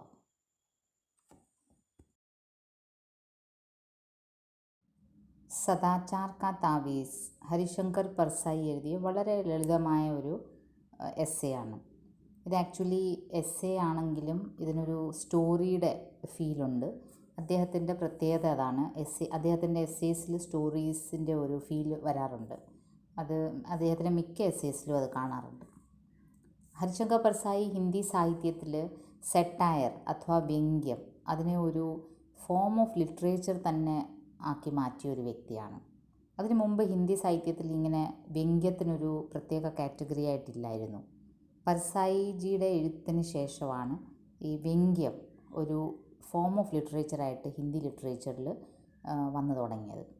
എക്കാലവും ഹിന്ദി സാഹിത്യത്തിൽ സെട്ടയർ എഴുതുന്ന ഒരു വ്യക്തി ആരാണെന്ന് ചോദിച്ചാൽ ഇദ്ദേഹത്തിൻ്റെ പേരാണ് ഏറ്റവും മുന്നിൽ നിൽക്കുന്നത്. ഇദ്ദേഹത്തിൻ്റെ പ്രത്യേകതയെന്ന് വെച്ചാൽ വെറുതെ ചിരിപ്പിക്കുക അല്ല, ചിന്തിപ്പിക്കുക. അതാണല്ലോ വ്യംഗ്യം, സെട്ടയർ അതാണ്. സമൂഹത്തിൽ നടക്കുന്ന എല്ലാ കാര്യങ്ങളും വളരെ സൂക്ഷ്മമായിട്ട് നിരീക്ഷിക്കുകയും അതിനെ മർമ്മം ചേർത്ത് പ്രകടിപ്പിക്കുകയും ചെയ്യുക. ഇതാണ് പർസായിജി ചെയ്തിരുന്നത്. സദാചാർ കാ താവീസും അതേപോലെ ഒരു രാജ്യം, അവിടെ ഒരു വിഡ്ഢിയായ രാജാവ്, നിറയെ അഴിമതി. ഇതാണ് അതിൻ്റെ തീം. അഴിമതി മാറ്റണം എന്ന ആഗ്രഹം രാജാവിന്, എങ്കിലെങ്ങനെ മാറ്റണം എന്നറിയാൻ വയ്യാത്ത രാജാവ്. ചുറ്റിനും രാജാവിനോട് ചേർന്നിരിക്കുന്ന എല്ലാവരും വളരെ ബുദ്ധിപൂർവം ഇദ്ദേഹത്തിനെ വിഡ്ഢിയാക്കിയാണ്. ഹമാരി ആഖേ ആപ്കി വിരാട്ത ദേഖ്നെ കി ആദി ഹേ. ഞങ്ങളുടെ കണ്ണുകൾ അങ്ങയുടെ ഈ വിശാല മനസ്സ് കണ്ട് ഞങ്ങൾക്ക് ഈ മൈന്യൂട്ട് കാര്യങ്ങളൊന്നും കാണാനൊക്കുന്നില്ല. അങ്ങനെ പറഞ്ഞ് സോപ്പിട്ട് പതപ്പിക്കുന്ന കുറേ ദർബാരികൾ. അങ്ങേക്ക് ഇത്രയും വിഷമം വരുന്ന ഒരു റിപ്പോർട്ട് ഇത് കത്തിക്കുകയാണ് വേണ്ടത്, ഇത് ആകെ ബുദ്ധിമുട്ടാണ്, ഇതിന് വേറൊരു സൊല്യൂഷനാണ് വേണ്ടത് എന്ന് ഉപദേശിച്ചു കൊടുക്കുന്ന കുറേ ദർബാരികൾ. അപ്പം രാജസദസ്സിലുള്ളവർ വളരെ ബുദ്ധിപൂർവം രാജാവിനെ വിഡ്ഢിയാക്കുന്നു. അതിനൊരു വളരെ സിമ്പിളായിട്ടുള്ളൊരു സൊല്യൂഷൻ കൊണ്ടുവരുന്നു. ഒരു സാധുവിനെ കൊണ്ടുവരുന്നു. ആ സാധു ഒരു തകിട് കണ്ടുപിടിച്ചു പോലും. ആ തകിട് കെട്ടിയാൽ മനുഷ്യൻ പോയിട്ട് മൃഗങ്ങൾ പോലും നല്ല ബിഹേവിയർ കാണിക്കാൻ തുടങ്ങും. സദാചാർ, നല്ല ആചരണം, നല്ല ബിഹേവിയർ കാണിച്ചു തുടങ്ങും. അത് പരീക്ഷിച്ചിട്ട് വന്ന ഒരു സാധു താൻ കണ്ടുപിടിച്ച ഈ തകിട് വളരെ മാജിക്കൽ പവറുള്ളതാണ്. ഈ തകിട് കെട്ടിയാൽ ഇതിൽ നിന്ന് നമ്മുടെ മനുഷ്യൻ്റെ ഉള്ളിൽ നിന്ന് കൈക്കൂലി വാങ്ങിക്കൂ ഇങ്ങനെ എന്നുള്ളൊരു ഉൾവിളി വരുമ്പം ഈ തകിട് ആ ഉൾവിളിയെ മറികടന്ന് നല്ലത് മാത്രം ചെയ്യൂ എന്നുള്ളൊരു സ്വരം പുറപ്പെടുവിക്കും പോലും. അങ്ങനെ ഈ കോൺട്രാക്റ്റ് അല്ലെ ഠേക്ക, ഹിന്ദിയിൽ കോൺട്രാക്റ്റിന് ഠേക്ക എന്ന് പറയും, കോൺട്രാക്ടർ ഠേക്കേദാർ. ഈ കോൺട്രാക്റ്റ് വ്യവസ്ഥയാണ് അഴിമതിക്കൊരു വലിയ പങ്കും കൂട്ടുനിൽക്കുന്നത് എന്ന് ഈ വിശേഷജ്ഞർ പറയുകയുണ്ടായി. അതുകൊണ്ട് തന്നെ ഈ കോൺട്രാക്റ്റ് തന്നെ ഇല്ലാതാക്കണമെന്നും പിന്നെ വ്യക്തി എന്തുകൊണ്ടാണ് കൈക്കൂലി വാങ്ങിക്കാൻ ബാധ്യസ്ഥനാകുന്നത് അതും പഠനവിധേയമാക്കണം എന്ന് ഈ വിശേഷജ്ഞർ റിപ്പോർട്ടിൽ പറഞ്ഞു. 2 മാസം 5 വിശേഷജ്ഞർ കണ്ടെത്തിയ ഒരു തീരുമാനമാണിത്. പക്ഷേ അത് പ്രാവർത്തികമാക്കണമെങ്കിൽ നമ്മളിപ്പോൾ നടന്നുകൊണ്ടിരിക്കുന്ന സിസ്റ്റം അഴിച്ചു മാറ്റേണ്ടി വരും. അതിലൊരുപാട് പേർക്ക് ബുദ്ധിമുട്ടുണ്ടാവും. അതുകൊണ്ട് തന്നെ ഈ ഒരു സിസ്റ്റം ഇങ്ങനെ തന്നെ നിലനിൽക്കണം എന്ന് ഉദ്യോഗസ്ഥർക്കും താല്പര്യം അതാണ്. ഉദ്യോഗസ്ഥർ അത് പറഞ്ഞ് ഫലിപ്പിക്കും രാജാവിനെ. അങ്ങനെയാണ് ഈ സാധുവിന് ഇത് കൊടുക്കുന്നത്. അപ്പോൾ ഇതിൽ നിന്ന് പർസായിജി നമുക്ക് ഈ ഒരു കളിയാക്കലിലൂടെ ഇത് നമ്മളെ മുമ്പിൽ കാണിക്കുന്ന എന്താണ്? അഴിമതിയുടെ വ്യാപ്തി, മനുഷ്യൻ എന്തുകൊണ്ട് കൈക്കൂലി എടുക്കുന്നു. കാരണം 31-ാം തീയതി ഈ തകിടിന് വരെ സദാചാരി, ഈ തകിട് വരെ നല്ല പ്രവൃത്തി മറന്ന് കൈക്കൂലി എടുക്കാൻ ഉപദേശിക്കുകയാണ്. അപ്പം മാസാവസാനം ഒരു ഉദ്യോഗസ്ഥൻ്റെ കയ്യിൽ അധികം കാശുണ്ടാവാറില്ല. അപ്പോൾ ഈ കിട്ടുന്ന സാലറി തികയാതെ വരുന്നുണ്ടോ അതും ചിന്തിക്കണം. രണ്ടാമത്തെ കാര്യം, ഈ ഒരു കോൺട്രാക്റ്റ് എന്ന കാര്യം, അതിനിടയ്ക്ക് നിൽക്കുന്ന ആൾക്കാരാണ് പൈസ വെട്ടിക്കുന്നത്, അതില്ലാതാക്കണം. മൂന്നാമത്തത്, ഒരു സിസ്റ്റം ടോട്ടലി അഴിച്ചു പൊളിക്കാൻ ആരും താല്പര്യപ്പെടാറില്ല. അതിന് ഒരുപാട് മനോധൈര്യത്തിൻ്റെ ആവശ്യമാണ്. അങ്ങനെ ചെയ്യണമെങ്കിൽ അധികാരപ്പെട്ടവർക്ക് വളരെയധികം മനോധൈര്യത്തിൻ്റെ ആവശ്യമാണ്. അത് ഇന്നത്തെ കാലത്ത് ഇല്ലാതായിക്കൊണ്ടിരിക്കുകയാണ്. ഈ വക കാര്യങ്ങൾ നമ്മളെ ഒരു മർമ്മം കലർത്തി ഒരു കഥയിലൂടെ പറഞ്ഞതാണ് ഹരിശങ്കർ പർസായിയുടെ സദാചാർ കാ താവീസ്. ഇത് വളരെ സിമ്പിളായിരുന്നു. ഇതിൽ പ്രത്യേകിച്ച് മനസ്സിലാക്കാനൊന്നുമില്ല.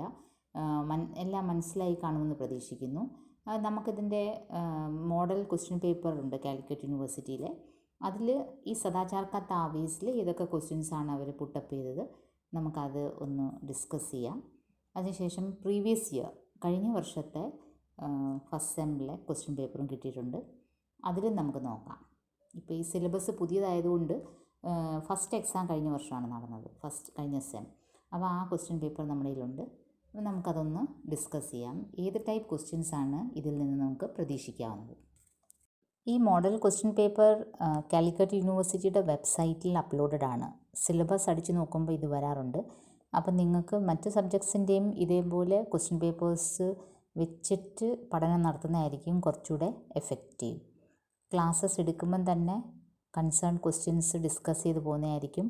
ഒരു നിങ്ങൾ +2 കഴിഞ്ഞൊരു കോളേജ് ലെവലിലെത്തുമ്പം എങ്ങനത്തെ ക്വസ്റ്റ്യൻസാണ് എക്സ്പെക്റ്റ് ചെയ്യുന്നതെന്ന് അറിഞ്ഞിട്ട് പഠിക്കുന്നതായിരിക്കും നല്ലത്.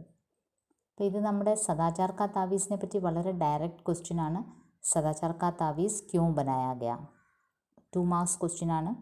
ക്യോं बनाया गया? ഭ്രഷ്ടാചാർ കോ ഹട്ടാനെ കെ ലിയെ बनाया गया. അതാണ് അതിൻ്റെ ഡയറക്റ്റ് ആൻസർ. ഇൻഫാക്റ്റ് ഇത് തന്നെ ഷോർട്ട് ആൻസറായിട്ട് കുറച്ചുകൂടെ പോയിൻറ്റ്സ് നേടുന്ന ക്വസ്റ്റ്യനായിട്ട് വരികയാണെങ്കിൽ കുറച്ചുകൂടെ ഇലാബറേറ്റ് ആയിട്ട് എഴുതണം, അത്രയേ ഉള്ളൂ. രാജാ भ्रष्टाचार हटाना चाहता था लेकिन व्यवस्था में परिवर्तन करना मुश्किल था, तो इसीलिए उन्होंने एक साधु को, അങ്ങനെ ആ സ്റ്റോറി ഫുൾ എഴുതണം. Maximum write whatever you know. കാരണം കഥ അറിഞ്ഞാൽ പിന്നെ നിങ്ങൾക്ക് എഴുതാൻ എളുപ്പമാണ്. അതുകൊണ്ട് സദാചാർ കാ താവീസ് ക്യോं बनाया गया അത്ര സിമ്പിളാണ്. ഭ്രഷ്ടാചാർ ഹട്ടാനെ കെ ലിയെ बनाया गया. 12th ക്വസ്റ്റ്യൻ, ഇതും 2 മാർക്സ് ക്യാരി ചെയ്യുന്ന ക്വസ്റ്റ്യൻ തന്നെയാണ്. സദാചാർ കാ താവീസ് കിസ്നെ ബനായ? ഇത് ഡയറക്റ്റ് ക്വസ്റ്റ്യൻ ആണ്. കിസ്നെ ബനായ സദാചാർ കാ താവീസ്? സാധുനെ ബനായ. അത്ര സിമ്പിൾ ക്വസ്റ്റ്യൻ ആണ്. പക്ഷേ whenever you write make it in a full sentence. Sadachar ka Taveez സാധുനെ ബനായ. Okay. Now moving on to part B. അതിൽ 5 മാർക്സ് ക്വസ്റ്റ്യൻസ് ആണ്. That means you have to write little more.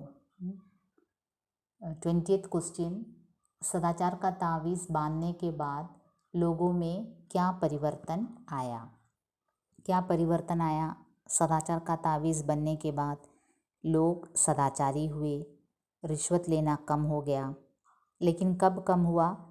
महीने के शुरुआत में. महीने के अंत में फिर वही हाल है. तो सदाचार का तावीज़ बांधने के बाद लोगों में यही परिवर्तन आया कि महीने के शुरुआत में जब उनके पास काफ़ी पैसा होता है तो वे रिश्वत नहीं लेते हैं और सदाचारी बन जाते हैं, और महीने के अंत में तावीज़ से भी यही स्वर निकलता है कि आज तो ले ले.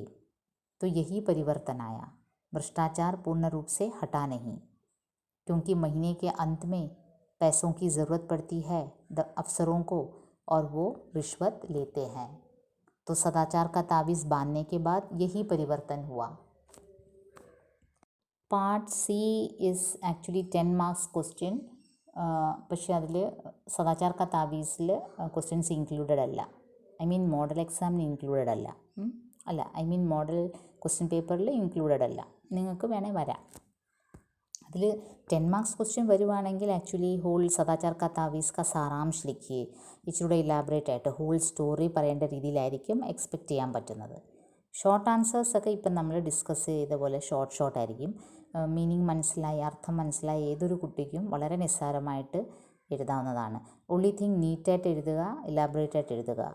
Right whatever you know. November 2019 നടന്ന എക്സാമിൻ്റെ ക്വസ്റ്റ്യൻ പേപ്പറാണ്. ഓക്കെ, അല്പം ക്ലാരിറ്റി കുറവാണ്, കാരണം നെറ്റിൽ നിന്ന് ഡൗൺലോഡ് ചെയ്തതിനെ പോലെ അത്ര ക്ലാരിറ്റി ഇല്ല. എനിവേ നമ്മുടെ കാര്യം നടക്കും. സെക്കൻഡ് ക്വസ്റ്റ്യൻ ഇതാണ്. हुजूर वह हमें नहीं दिखेगा, सुना है वह बहुत बारीक होता है. यह प्रसंग किस रचना का है? इसका रचनाकार कौन है? അപ്പോൾ ഒരു സെൻറ്റൻസ് ആ എസ്സേന്ന് എടുത്തിട്ട്, ഒരു ഡയലോഗ് എടുത്തിട്ട് ഇത് ഏത് രചനയിൽ നിന്നാണ്, ഇതാരാണ് എഴുതിയത്, അങ്ങനെയാണ്. അപ്പോൾ സദാചാർ കാ താവീസ് ആണ് രചന. എഴുത്തുകാരൻ ഹരിശങ്കർ परसाई. Okay, question 6. सदाचार के तावीज़ का परीक्षण पहले किस जानवर पर किया गया और उसका परिणाम क्या था? सदाचार का तावीज़ पहले किस जानवर पर, आराना कुत्ते पर किया गया, और उसका परिणाम क्या था? कुत्ते ने भी रोटी चुराना छोड़ दिया था. ऑलमोस्ट वेरी सिंपल क्वेश्चंस ആണ്. So next will move on to 5 mark questions. 18th question, सदाचार का तावीज़ का व्यंग्य समझाइए. അപ്പോൾ ഇത് ഇറ്റ് ക്യാരീസ് 5 മാർക്സ്. ഇലാബറേറ്റ് ആയിട്ട് എഴുതണം. എന്തുവാണ് അതിലെ വ്യംഗ്യം, എന്തിനെയാണ് കളിയാക്കുന്നത്? സമൂഹത്തിൽ നടക്കുന്ന സമാജ് മേ ജോ ഭി വിസംഗതിയാ ഹൈ, जो राजा पर व्यंग्य है, അഫ്സറും पर व्यंग्य है दरबारियों पर व्यंग्य है ഇതെല്ലാം ഇലാബറേറ്റ് ആയിട്ട് എഴുതണം ഇസ്മേ നിഹിത് വ്യംഗ്യ ക്യാ ഹെ വ്യംഗ്യ എന്തുവാണ് നമ്മളെ സമൂഹത്തിൽ നടക്കുന്ന ഏതെങ്കിലും ദുരാചാരങ്ങൾ അത് ഹൈലൈറ്റ് ചെയ്ത് ചിരിയിലൂടെ നമ്മുടെ മുമ്പിൽ പ്രകടിപ്പിക്കുന്നതാണ് വ്യംഗ്യം तो सदाचार का तावीज़ का व्यंग्य समझाइए उसमें व्यंग्य ही व्यंग्य है എല്ലാ കാര്യത്തിലും जैसे നമുക്ക് എല്ലാം പറയാം നമ്മൾ जैसे राजा की महानता देखते देखते हम बारीक चीज़ देख ही नहीं पाते उसमें व्यंग्य है तावीज़ कुत्ते को पहनाना उसमें भी व्यंग्य है और सबसे बड़ा व्यंग्य यह है कि अंत में खुद तावीज़ से स्वर निकलता है कि आज तो ले ले ये क्लाइमैक्स है व्यंग्य का എല്ലായിടത്തും राजा का उछल कर कूदना सिंहासन से कूद कर उठना और राजा का ये कहना कि भ्रष्टाचार का कोई नमूना है तो ले आओ स्पेसिमेन ऐसी भ्रष्टाचार कोई वस्तु है उसमें भी व्यंग्य है पर टोटली ഹോൾ എസ്സേ ഒരു വ്യംഗ്യാത്മക നിബന്ധമാണ് അതിൽ എന്തൊക്കെ നിങ്ങൾക്ക് മർമ്മം എന്തൊക്കെ വ്യംഗ്യമായിട്ട് തോന്നുന്നു അതൊക്കെ നമുക്കിതിൽ ഇലാബറേറ്റ് ആയിട്ട് എഴുതാം പാർട്ട് സി 10 മാർക്സ് ക്വസ്റ്റ്യൻസിൽ സദാചാർ കാ താവീസിലെ എസ്സേ ഇൻക്ലൂഡഡ് അല്ല സോ ഇത്രയും ക്വസ്റ്റ്യൻസാണ് പ്രീവിയസ് ഇയറിൽ ചോദിച്ചത്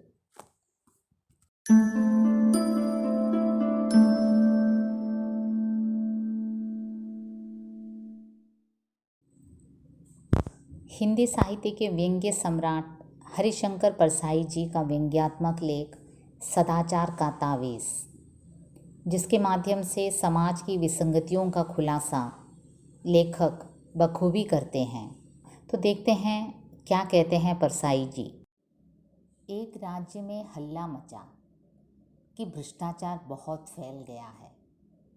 राजा ने एक दिन दरबारियों से कहा, प्रजा बहुत हल्ला मचा रही है कि सब जगह भ्रष्टाचार फैला हुआ है, हमें तो आज तक कहीं नहीं दिखा, तुम लोगों को कहीं दिखा हो तो बताओ। दरबारियों ने कहा, जब हुजूर को नहीं दिखा तो हमें कैसे दिख सकता है। राजा ने कहा, नहीं ऐसा नहीं है, कभी कभी जो मुझे नहीं दिखता वह तुम्हें दिखता होगा, जैसे मुझे बुरे सपने कभी नहीं दिखते पर तुम्हें दिखते होंगे। दरबारियों ने कहा, जी दिखते हैं पर वह सपनों की बात है। कहानी यूँ शुरू होती है, एक राज्य है, वहाँ एक राजा है, उसके दरबारी हैं, प्रजा हैं और राज्य में हल्ला मचा हुआ है कि भ्रष्टाचार बहुत फैल गया है। क्या है भ्रष्टाचार? करप्शन, अഴിമതി। तो ये फैल गया है, राज्य में हल्ला मच गया है कि सभी जगह भ्रष्टाचार है। और राजा ने दरबारियों से कहा, प्रजा हल्ला मचा रही है कि सब जगह भ्रष्टाचार है लेकिन हमें कहीं दिखाई नहीं देता, अगर तुम लोगों को कहीं दिखता हो तो कृपया बता दीजिए। और दरबारी क्या हैं? कहते हैं, हुजूर जो आपको नहीं दिखता वो हमें कैसे दिख सकता है। मतलब दरबारी कह रहे हैं कि जब राजा को नहीं दिखता तो राजा के नीचे दर्जे वाले दरबारी कहाँ दिख पाएंगे हमको। राजा ने कहा, ऐसा नहीं है, कभी कभी मुझे जो नहीं दिखता वो तुम्हें दिखता होगा, जैसे देखिए मैं बुरे सपने नहीं देखता लेकिन तुम तो देखते होंगे। तो दरबारियों ने कहा, जी दिखते हैं पर वह सपनों की बात है। കഥ ഇങ്ങനെയാണ് തുടങ്ങുന്നത്. ഒരു രാജ്യം, അവിടെ ഒരു രാജാവ്, അവിടെ വളരെയധികം അഴിമതി. ഇത് ഈ കഥ ആക്ച്വലി കണ്ടംപററിയാണ്, സമകാലീനാണ്. ഏത് കാലഘട്ടത്തിലും ഇതിനൊരു പ്രസക്തി ഉണ്ട് ഈ കഥയ്ക്ക്. ഒരു രാജ്യം, അവിടെ അഴിമതി അങ്ങ് വാനോളം ഉയർന്നിരിക്കുന്നു. അതിൻ്റെ മുഖ്യ അതിൻ്റെ ആ ഒരു രാജാവിന് പക്ഷെ അത് കാണുന്നില്ല. ദർബാറികളോട് ചോദിച്ചു. അപ്പോൾ ഒരു വ്യവസ്ഥയിൽ ഭരിക്കുന്ന ഒരു വ്യക്തി, അദ്ദേഹത്തിൻ്റെ തൊട്ടടുത്തുള്ള ആൾക്കാരാണ് ദർബാറികൾ, പ്രജകൾ പിന്നീടാണ് വരുന്നത്. അപ്പോൾ ആദ്യം ദർബാറികളോട് ചോദിക്കും. അപ്പോൾ ഈ ഒരു മിനിസ്റ്റീരിയൽ സ്റ്റാഫ് വളരെ ബുദ്ധിപൂർവം, രാജാവിന് എന്ത് കാണുന്നോ അതേ ഞങ്ങൾക്കും കാണുന്നുള്ളൂ, രാജാവിന് അഴിമതി കാണുന്നില്ല, ഞങ്ങൾക്കും കാണുന്നില്ല. രാജാവ് അപ്പം തിരിച്ച് ചോദിക്കും, ചില സമയങ്ങളിൽ എനിക്ക് കാണാത്തതും നിങ്ങൾക്ക് കാണാം. ഫോർ എക്സാമ്പിൾ ഞാൻ ദുസ്വപ്നങ്ങളൊന്നും കാണാറില്ല, പക്ഷെ നിങ്ങൾ കാണുന്നുണ്ടായിരിക്കും. അപ്പോൾ ദർബാരികൾക്കത് അംഗീകരിക്കേണ്ടി വന്നു. ജി ദിക്തേ ഹേ പർ വ സപ്നോ കി ബാത് ഹെ. പക്ഷെ അത് സ്വപ്നത്തിലെ കാര്യമാണല്ലോ, യാഥാർത്ഥ്യമല്ലല്ലോ. एक राज्य में हल्ला मचा कि भ्रष्टाचार बहुत फैल गया है. राजा ने एक दिन दरबारियों से कहा, प्रजा बहुत हल्ला मचा रही है कि सब जगह भ्रष्टाचार फैला हुआ है. हमें तो आज तक कहीं नहीं दिखा. तुम लोगों को कहीं दिखा हो तो बताओ. दरबारियों ने कहा, जब हुजूर को नहीं दिखा तो हमें कैसे दिख सकता है. राजा ने कहा, नहीं, ऐसा नहीं है. कभी कभी जो मुझे नहीं दिखता वह तुम्हें दिखता होगा. जैसे मुझे बुरे सपने कभी नहीं दिखते पर तुम्हें दिखते होंगे. दरबारियों ने कहा, जी दिखते हैं पर वह सपनों की बात है. राजा ने कहा, फिर भी तुम लोग सारे राज्य में ढूंढ कर देखो कि कहीं भ्रष्टाचार तो नहीं है. अगर कहीं मिल जाए तो हमारे देखने के लिए नमूना लेते आना. हम भी तो देखें कि कैसा होता है. अब राजा ने अपने दरबारियों को ये काम सौंपा कि देखो, पूरे राज्य में हल्ला मचा है कि भ्रष्टाचार फैला हुआ है, हमें कहीं नहीं दिख रहा, लेकिन तुम लोग एक काम करो, सारे राज्य में ढूंढ निकालो और अगर कहीं भ्रष्टाचार का कोई नमूना, कोई स्पेसिमेन मिलता है तो मेरे पास ले आओ. एक दरबारी ने कहा, हुजूर, वह हमें नहीं दिखेगा. सुना है वह बहुत बारीक होता है. हमारी आँखें आपकी विराटता देखने की इतनी आदी हो गई है कि हमें बारीक चीज़ नहीं दिखती.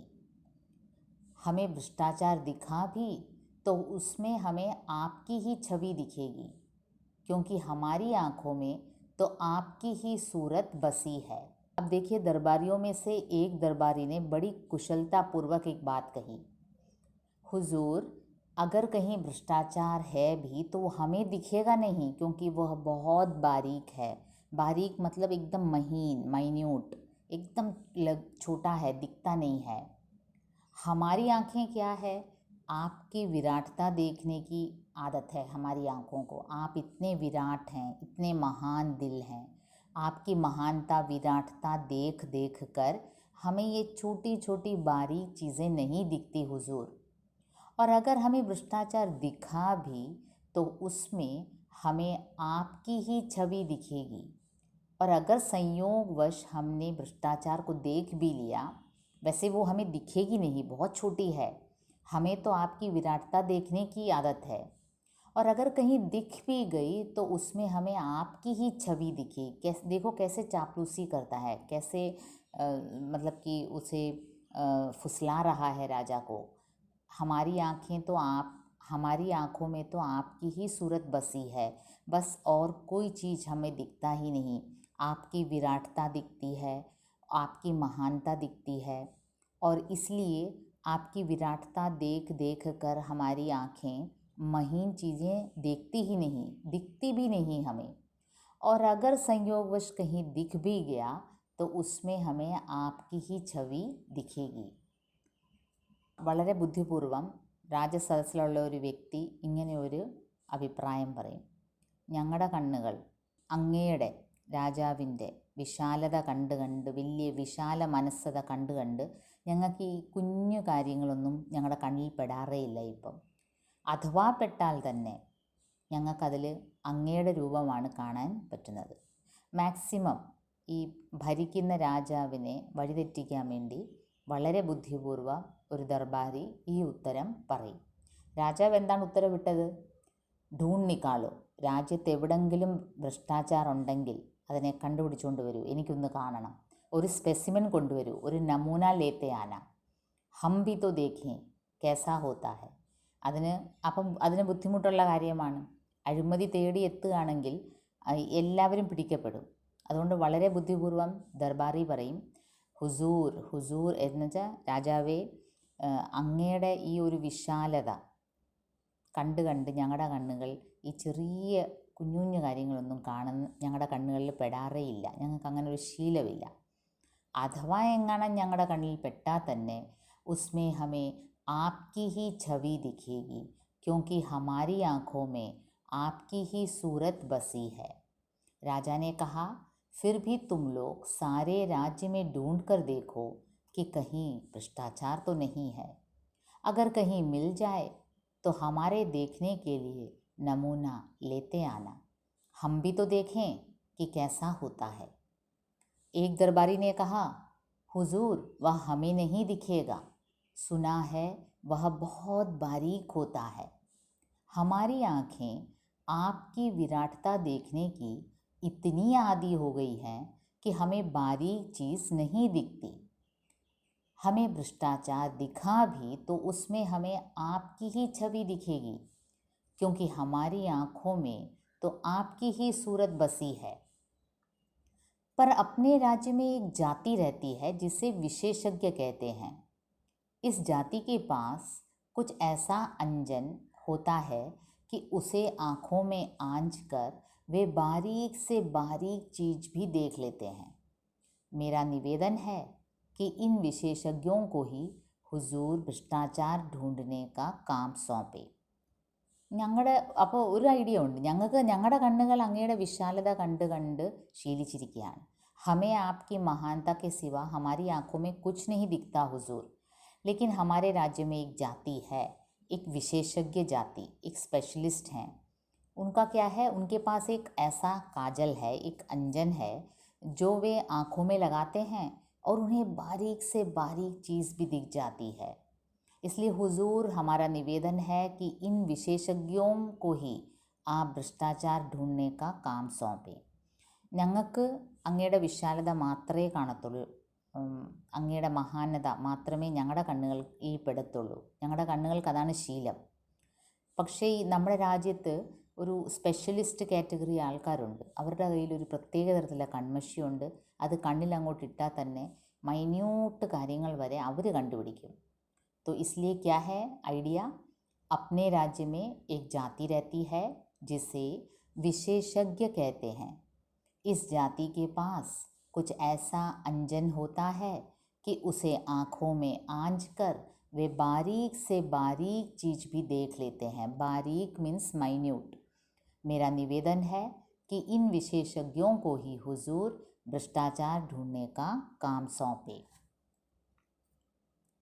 अब जब दरबारियों ने ये सलाह दिया तो राजा भी विशेषज्ञों को बुलाने में लग गए.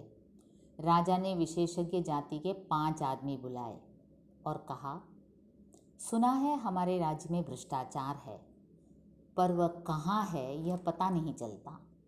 तुम लोग उसका पता लगाओ. अगर मिल जाए तो पकड़कर हमारे पास ले आना. अगर बहुत हो तो नमूने के लिए थोड़ा सा ले आना.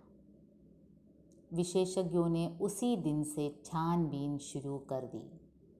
देखिए, राजा की आज्ञा के मुताबिक 5 विशेषज्ञ बुलाए गए और राजा ने उन्हें समझाया, देखो हमारे राज्य में सुना है बहुत भ्रष्टाचार है, तुम ढूंढ निकालो, और अगर उसे उसका अता पता मिल जाए तो उसे पकड़ कर मेरे पास ले आओ, और अगर बहुत हो, पकड़ कर लाने में मुश्किल हो, तो नमूना के लिए कम से कम थोड़ा सा ले आओ. विशेषज्ञों ने उसी दिन से छानबीन शुरू कर दी. 2 महीने बाद वे फिर से दरबार में हाजिर हुए.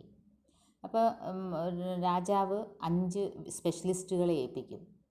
എൻ്റെ രാജ്യത്ത് ഒരുപാട് അഴിമതി ഉണ്ടെന്ന് കേൾക്കുന്നു, അതിനെ എവിടെയെങ്കിലും കണ്ടു കിട്ടിയാൽ അതിനെ പിടിച്ചെൻ്റെ മുമ്പിൽ കൊണ്ടുവരൂ.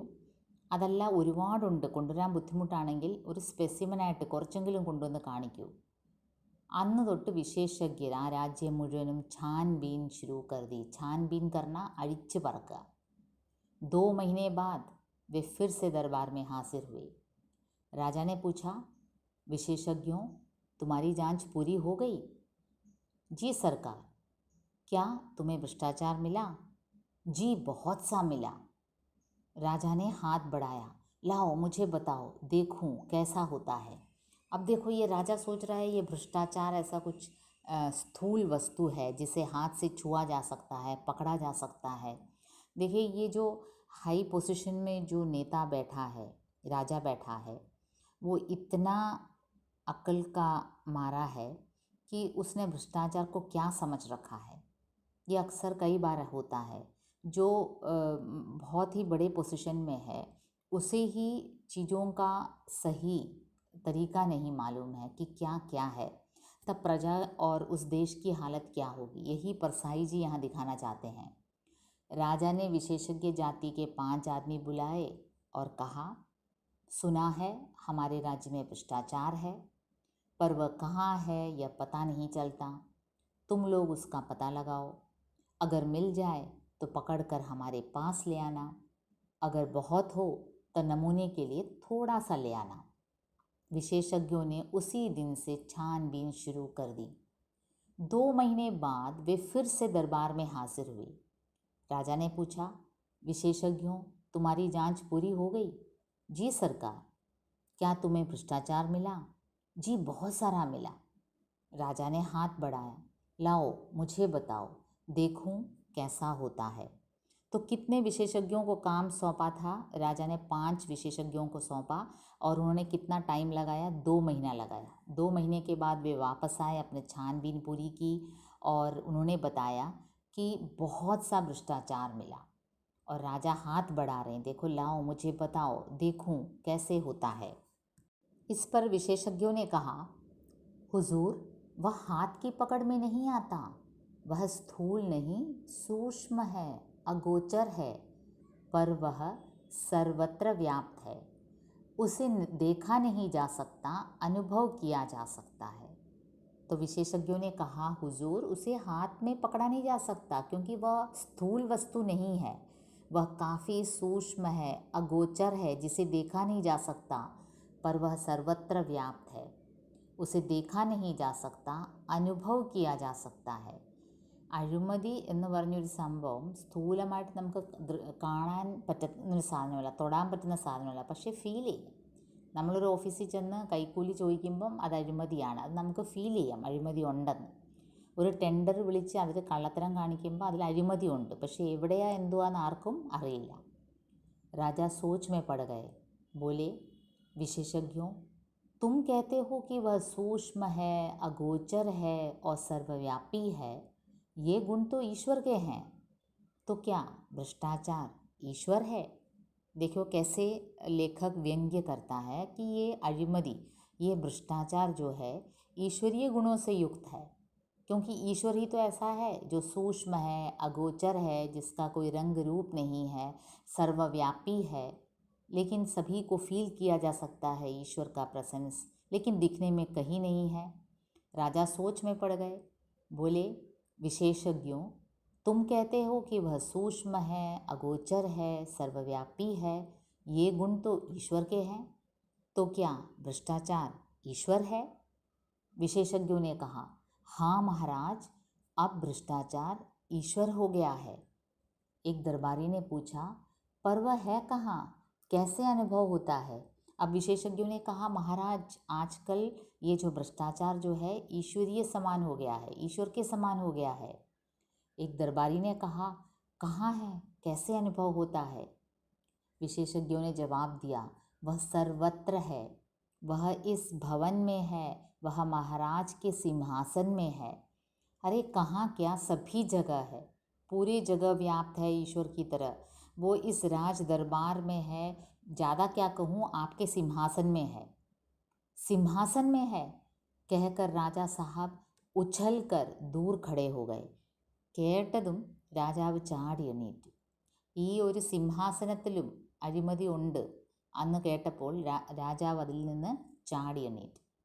विशेषज्ञों ने कहा, हुजूर, वह हाथ की पकड़ में नहीं आता, वह स्थूल नहीं सूक्ष्म है, अगोचर है, पर वह सर्वत्र व्याप्त है, उसे देखा नहीं जा सकता, अनुभव किया जा सकता है. राजा सोच में पड़ गए, बोले, विशेषज्ञों, तुम कहते हो कि वह सूक्ष्म है, अगोचर है, सर्वव्यापी है, ये गुण तो ईश्वर के हैं, तो क्या भ्रष्टाचार ईश्वर है? विशेषज्ञों ने कहा, हाँ महाराज, अब भ्रष्टाचार ईश्वर हो गया है. एक दरबारी ने पूछा, पर वह है कहाँ, कैसे अनुभव होता है? विशेषज्ञों ने जवाब दिया, वह सर्वत्र है, वह इस भवन में है, वह महाराज के सिंहासन में है. सिंहासन में है, कहकर राजा साहब उछलकर दूर खड़े हो गए. इस पर विशेषज्ञ कहते हैं, हाँ सरकार सिंहासन में है। पिछले माह इस सिंहासन पर रंग करने के जिस बिल का भुगतान किया गया है वह बिल झूठा है। वह वास्तव में दुगने दाम का है। आधा पैसा बीच वाले खा गए। आपके पूरे शासन में भ्रष्टाचार है और वह मुख्यतः घूस के रूप में है। अब देखो विशेषज्ञों ने 2 महीने छानबीन कर क्या ढूंढ निकाला कि पूरे राज्य में भ्रष्टाचार है, यहाँ तक कि राजा के दरबार में भ्रष्टाचार है। ज़्यादा क्या कहना, राजा के सिंहासन में जहाँ जिसके ऊपर रोज राजा बैठते हैं उसमें भी भ्रष्टाचार है। और वो किस रूप में है कि पिछले महीने जब सिंहासन को पेंट करने के लिए दिया गया था तो उसका जो बिल दिया था वो झूठा बिल है। वो दुगने दाम का है। दुगना मतलब डबल, ट्वाइस। जितना दाम हुआ उसका डबल दिया बिल। आधा पैसा कहाँ गया, बीच वाले खा गए। आपके पूरे शासन में भ्रष्टाचार है और वह मुख्यतः घूस के रूप में है। घूस मतलब कैकूली, घूस देना। आपको कोई काम निकालना हो तो अफसर दफ्तरों में जाकर आप अफसरों को पैसा देते हैं, आउट ऑफ द वे पैसा देते हैं, उसे घूस कहते हैं। अब देखिए पूरे राज्य में भ्रष्टाचार है और उसका मुख्य रूप क्या है, घूस के रूप में है। विशेषज्ञों की बात सुनकर राजा चिंतित हुए और दरबारियों के कान खड़े हुए। अब देखिए ये बात सुनकर राजा चिंतित हो गए काफ़ी और दरबारी भी एकदम चौकन्ने हो गए, उनके कान खड़े हो गए, अलर्ट हो गए। राजा ने कहा, यह तो बड़ी चिंता की बात है। हम भ्रष्टाचार बिल्कुल मिटाना चाहते हैं। विशेषज्ञों, तुम बता सकते हो कि वह कैसे मिट सकता है? अब देखो राजा थोड़ा भला आदमी था। वो चाहता था कि उसके राज्य में इस प्रकार के भ्रष्टाचार वगैरह ना हो, तो बड़े चिंतित हुआ और उसने बड़े चिंता में आकर कहा, हम भ्रष्टाचार बिल्कुल मिटाना चाहते हैं। विशेषज्ञों, तुम बता सकते हो कि वह कैसे मिट सकता है? देखो अगर कोई आइडिया हो, तुमने ढूंढ निकाला है 2 महीने में कि पूरे राज्य में भ्रष्टाचार है। अब विशेषज्ञों तुम ही कोई आइडिया बताओ कि मुझे अपने राज्य से पूरे ഭ്രഷ്ടാചാർ को മിട്ടാന है. അങ്ങനെ ഈ ഒരു സ്പെഷ്യലിസ്റ്റ് കാറ്റഗറി ആൾക്കാർ വന്ന് കണ്ടുപിടിച്ചിട്ട് പറയും ഈ രാജ്യത്ത് രാജാവിൻ്റെ രാജ്യത്ത് സകലയിടത്തും അഴിമതിയുണ്ട്.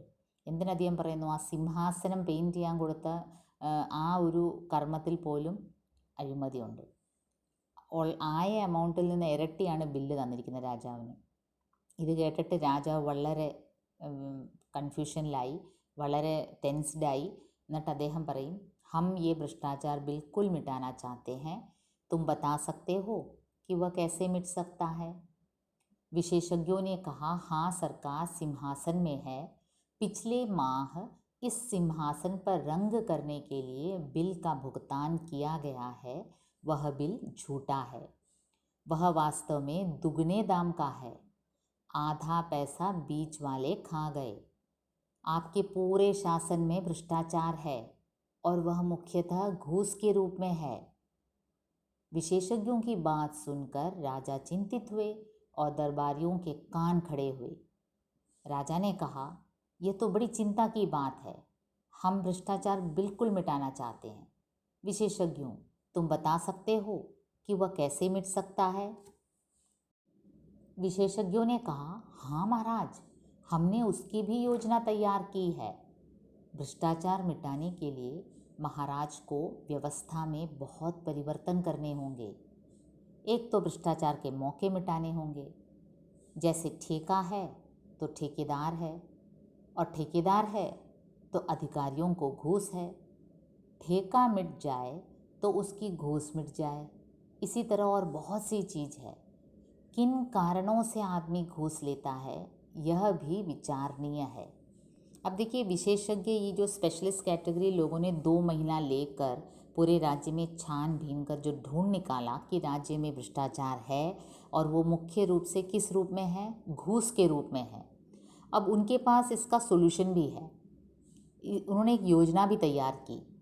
भ्रष्टाचार मिटाने के लिए महाराज को व्यवस्था में परिवर्तन करना होगा। व्यवस्था में परिवर्तन करना होगा, चली आ रही व्यवस्था बदलना होगा। एक तो ഭ്രഷ്ടാചാർ के मौके मिटाने होंगे. അഴിമതി ഉണ്ടാവാനുള്ള ചാൻസസ് തന്നെ ആദ്യമേ തുടച്ച് മാറ്റുക. ഇതാണ് അവരുടെ ആദ്യത്തെ ഐഡിയ. 2 മാസം എടുത്ത് അവർ സ്റ്റഡി നടത്തി. രാജ്യത്ത് ഒരുപാട് അഴിമതിയുണ്ട്, അത് മാറ്റാനുള്ള ഐഡിയയും അവരുടെ കയ്യിലുണ്ട്, അതിനുള്ള യോജന, അതിനുള്ള പ്ലാൻ അവരുടെ കയ്യിലുണ്ട്. ജैसे ठेका है तो ठेकेदार है. അതിലെ മെയിൻ കാര്യം അവർ പറയുന്നത് കോൺട്രാക്റ്റ് എന്നുള്ളൊരു സംഭവം ഉണ്ടെങ്കിൽ അവിടെ ഒരു കോൺട്രാക്ടർ, ठेकेदार ഉണ്ടാവുന്നു. കോൺട്രാക്ടർമാരുള്ളിടത്തോളം കാലം അധികാരികൾക്ക് കൈക്കൂലി വാങ്ങിക്കാനുള്ളൊരു മാർഗ്ഗമാണ്. ठेका मिट जाए तो उसकी घूस मिट जाए. അപ്പോൾ ഇതിൽ ഈ കോൺട്രാക്റ്റ് കൊടുക്കുന്ന വ്യവസ്ഥ അങ്ങ് മാറ്റാവോ, അഴിമതിയുടെ ഒരു വലിയ പങ്ക് അങ്ങ് മാറും. ഇസീ തരഹ് ഓർ ബഹുത് സി ചീസ് ഹൈ. അത് മാത്രമല്ല, ഇത് ഒരു രീതി എന്ന് വെച്ചാൽ ഈ അഴിമതിയുടെ ഈ സ്പെഷ്യലിസ്റ്റുകൾ കണ്ടുപിടിച്ച ഒരു കാര്യം എന്ന് വെച്ചാൽ കൈക്കൂലിയാണ് ഏറ്റവും വലിയ രൂപം അഴിമതിയുടെ ഈ രാജ്യത്ത്. അപ്പോൾ അത് മാറ്റണമെങ്കിൽ ആദ്യം കോൺട്രാക്റ്റ് വ്യവസ്ഥ മാറ്റണം. ഈ ഉണ്ടാവുന്നതാണ് അധികാരികൾക്ക്, ഈ സർക്കാരിൽ ഉള്ള അധികാരികൾക്ക് ഈ കൈക്കൂലി വാങ്ങിക്കാനുള്ളൊരു ചാൻസ് കിട്ടുന്നത്. പിന്നെ അത് മാത്രമല്ല, കിൻ കാരണോസെ ആദ്മി ഘൂസ് ലേത്താ ഹെ. എന്താണ് അതിൻ്റെ സൈക്കോളജിക്കൽ ഫാക്ടർ അന്വേഷിക്കണം. മനുഷ്യൻ എന്താണ് ഈ കൈക്കൂലിയിലേക്ക് പോകുന്നത്, അതും വിചാരണീയ ഹെ. അതിനെപ്പറ്റി സ്റ്റഡി നടത്തണം. രാജാനെ കഹാ, അച്ഛാ തും അപ്നി പൂരി യോജന രഖ് ജാओ, ഹം और हमारा दरबार उस पर विचार करेंगे. അപ്പോൾ രാജാവ് പറയും, തും അപ്നി പൂരി യോജന, നിങ്ങളുടെ എന്തൊക്കെ പ്ലാൻ ഉണ്ടോ നോക്കൂ, എനിക്ക് എൻ്റെ രാജ്യത്ത് നിന്ന് അഴിമതി മാറ്റണം, പൂർണ്ണമായിട്ട് മാറ്റണം. നിങ്ങളുടെ പ്ലാൻ ഇവിടെ വെക്കൂ, ഞാനും എൻ്റെ ദർബാരികളും ഞങ്ങളതിൽ തീരുമാനമെടുക്കാം. വിശേഷജ്ഞ चले गए. राजा ने और दरबारियों ने भ्रष्टाचार मिटाने की योजना को पढ़ा, उस पर विचार किया. അങ്ങനെ ഫയൽ അവരുടെ കയ്യിൽ, രാജാവും ദർബാരികളും അത് നല്ലപോലെ ഡീറ്റെയിൽ സ്റ്റഡി നടത്തി. विशेषज्ञों ने कहा, हाँ महाराज, हमने उसकी भी योजना तैयार की है. भ्रष्टाचार मिटाने के लिए महाराज को व्यवस्था में बहुत परिवर्तन करने होंगे. एक तो भ्रष्टाचार के मौके मिटाने होंगे. जैसे ठेका है तो ठेकेदार है, और ठेकेदार है तो अधिकारियों को घूस है. ठेका मिट जाए तो उसकी घूस मिट जाए. इसी तरह और बहुत सी चीज़ है. किन कारणों से आदमी घूस लेता है यह भी विचारणीय है. राजा ने कहा, अच्छा तुम अपनी पूरी योजना रख जाओ, हम और हमारा दरबार उस पर विचार करेंगे. विशेषज्ञ चले गए. राजा ने और दरबारियों ने भ्रष्टाचार मिटाने की योजना को पढ़ा, उस पर विचार किया. विचार करते दिन बीतने लगे और राजा का स्वास्थ्य बिगड़ने लगा. एक दिन एक दरबारी ने कहा, महाराज, चिंता के कारण आपका स्वास्थ्य बिगड़ता जा रहा है. उन विशेषज्ञों ने आपको झंझट में डाल दिया. राजा ने कहा, हाँ मुझे रात को नींद नहीं आती. दूसरा दरबारी बोला, ऐसी रिपोर्ट को आग के हवाले कर देना चाहिए जिससे महाराज की नींद में खलल पड़े. देखिए, विचार करते करते बेचारा राजा एकदम दुखी हो गया, टेंस्ड हो गया, उसका स्वास्थ्य बिगड़ने लगा. और एक दिन ये देखकर दरबारी ने कहा, महाराज, चिंता के कारण आपका स्वास्थ्य बिगड़ता जा रहा है, आपका हेल्थ एकदम खराब होता जा रहा है. तो उन विशेषज्ञों ने तो आपको झंझट में डाल दिया. झंझट मीन्स एकदम कन्फ्यूजन में डाल दिया. राजा ने कहा, हाँ मुझे रात को नींद नहीं आती. और ये सच भी था. बेचारा राजा, उसे रात को नींद नहीं आती थी. वो तो चाहता था दिल से कि उसके राज्य से भ्रष्टाचार हटे. दूसरा दरबारी बोला, ऐसी रिपोर्ट को आग के हवाले कर देना चाहिए जिससे महाराज की नींद में खलल पड़े. अरे, जो रिपोर्ट हमारे राजा को सोने ही नहीं देता, इतना परेशान करके रखा हुआ है, इतना तनाव पैदा कर रहा है, उस रिपोर्ट को तो आग में जला देना चाहिए.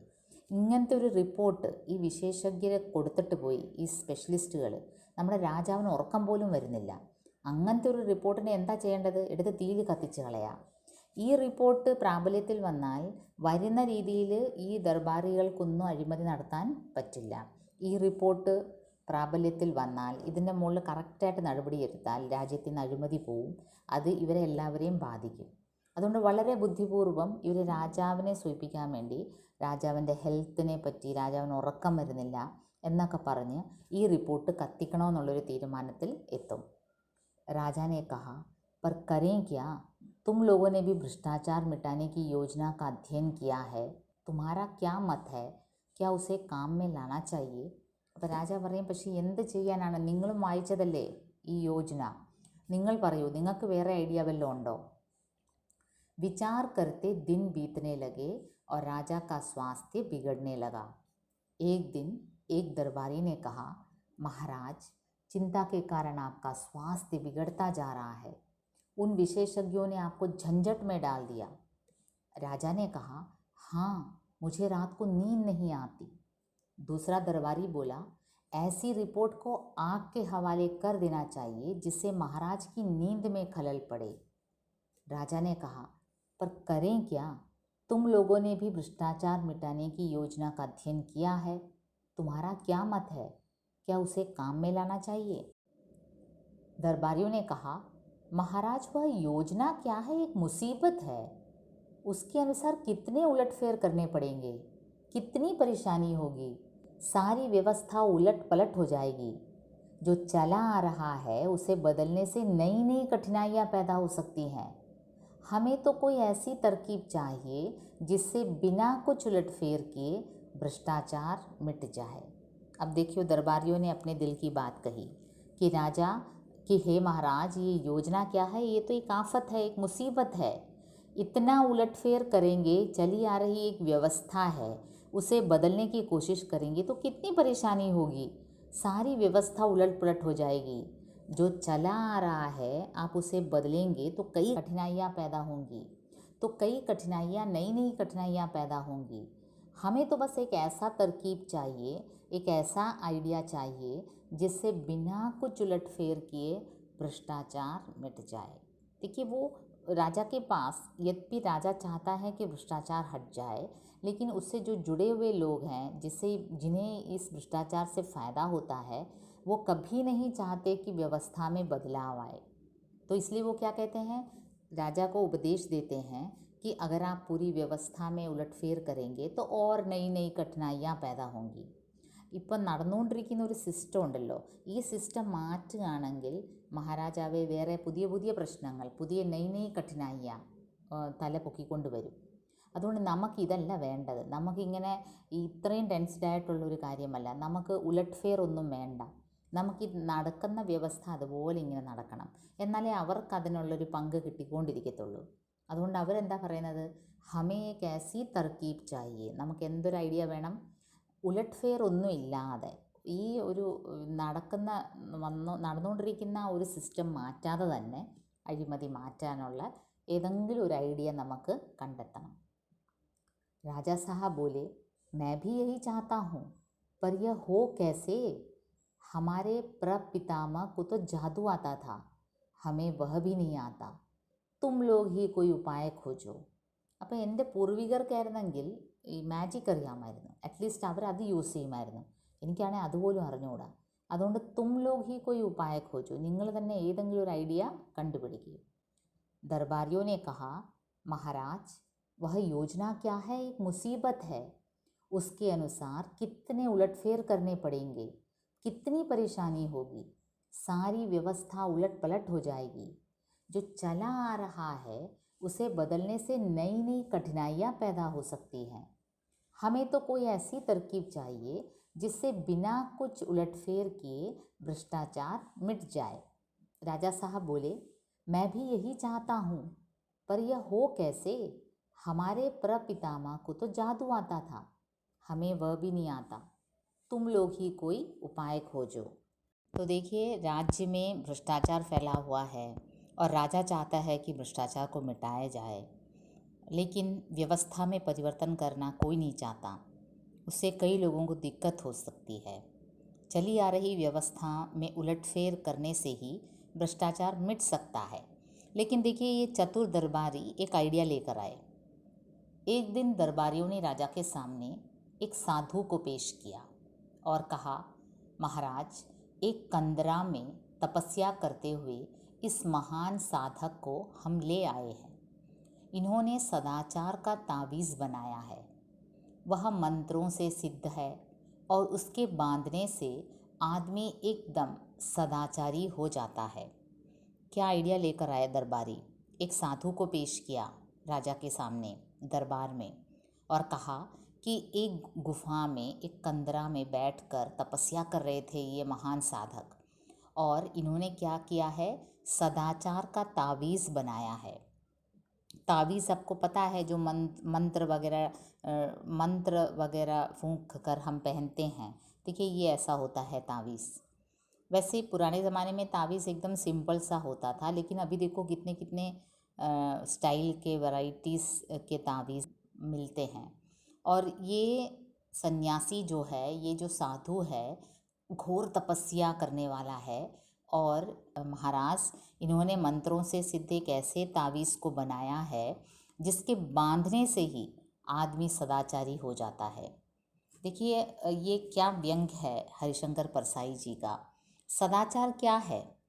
अच्छा व्यवहार, उत्तम आचरण, अच्छे एवं बुरे इरादों, निर्णयों एवं कार्यों में अंतर करना सदाचार कहलाता है, या फिर हम कहते हैं मोरालिटी।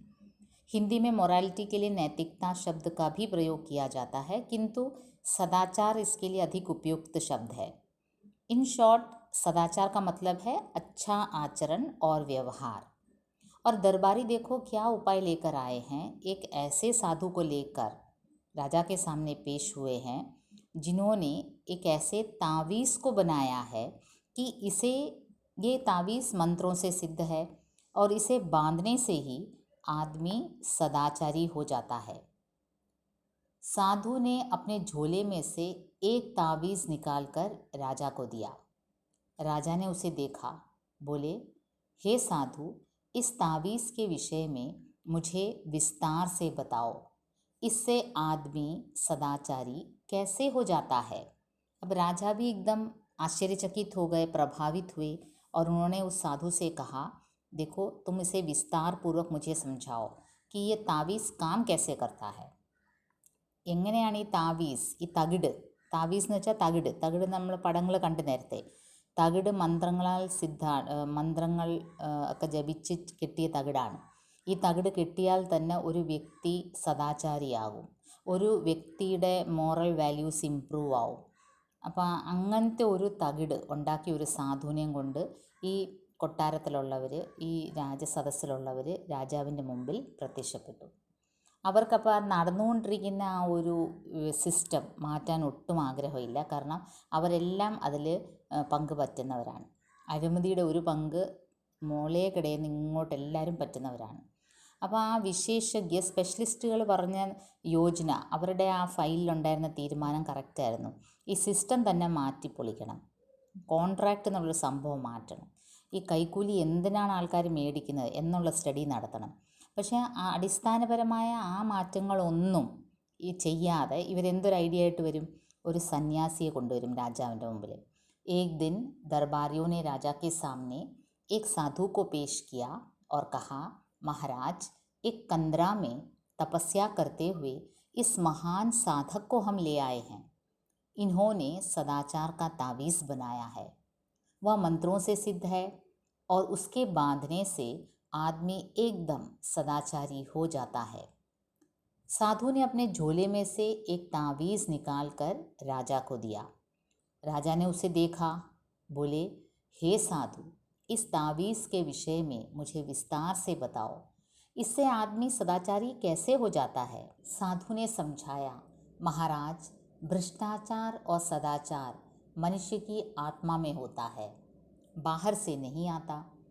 विधाता जब मनुष्य को बनाता है तब किसी की आत्मा में ईमान की कल फिट कर देता है और किसी की आत्मा में बेईमानी की.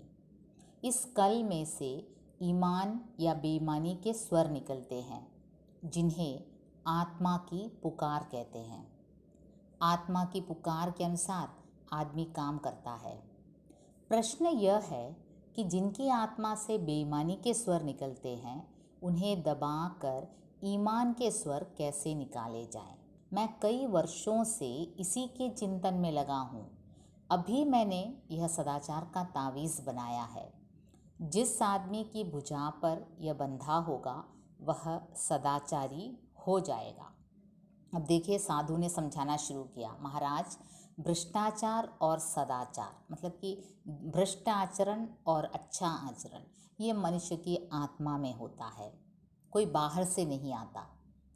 विधाता अर्थात ईश्वर जब मनुष्य को बनाता है तब किसी की आत्मा में ईमान की कल फिट कर देता है। देखिए साधु कैसे समझाते हैं कि जब ईश्वर अथवा विधाता आदमी को बनाता है तो किसी के आत्मा में ईमान की कल फिट कर देता है। एक ऐसा मशीन फिट कर देता है किसी के आत्मा में विधाता, जिससे ईमान, लॉयल्टी, अच्छी बातें बाहर आती हैं, और किसी की आत्मा में बेईमानी की, बुराई करने की, और इस कल में से ईमान या बेईमानी के स्वर निकलते हैं। देखिए विधाता जब ये मनुष्य की सृष्टि करता है तो ऐसे एक मशीन फिट करके भेजता है हमारी आत्मा में।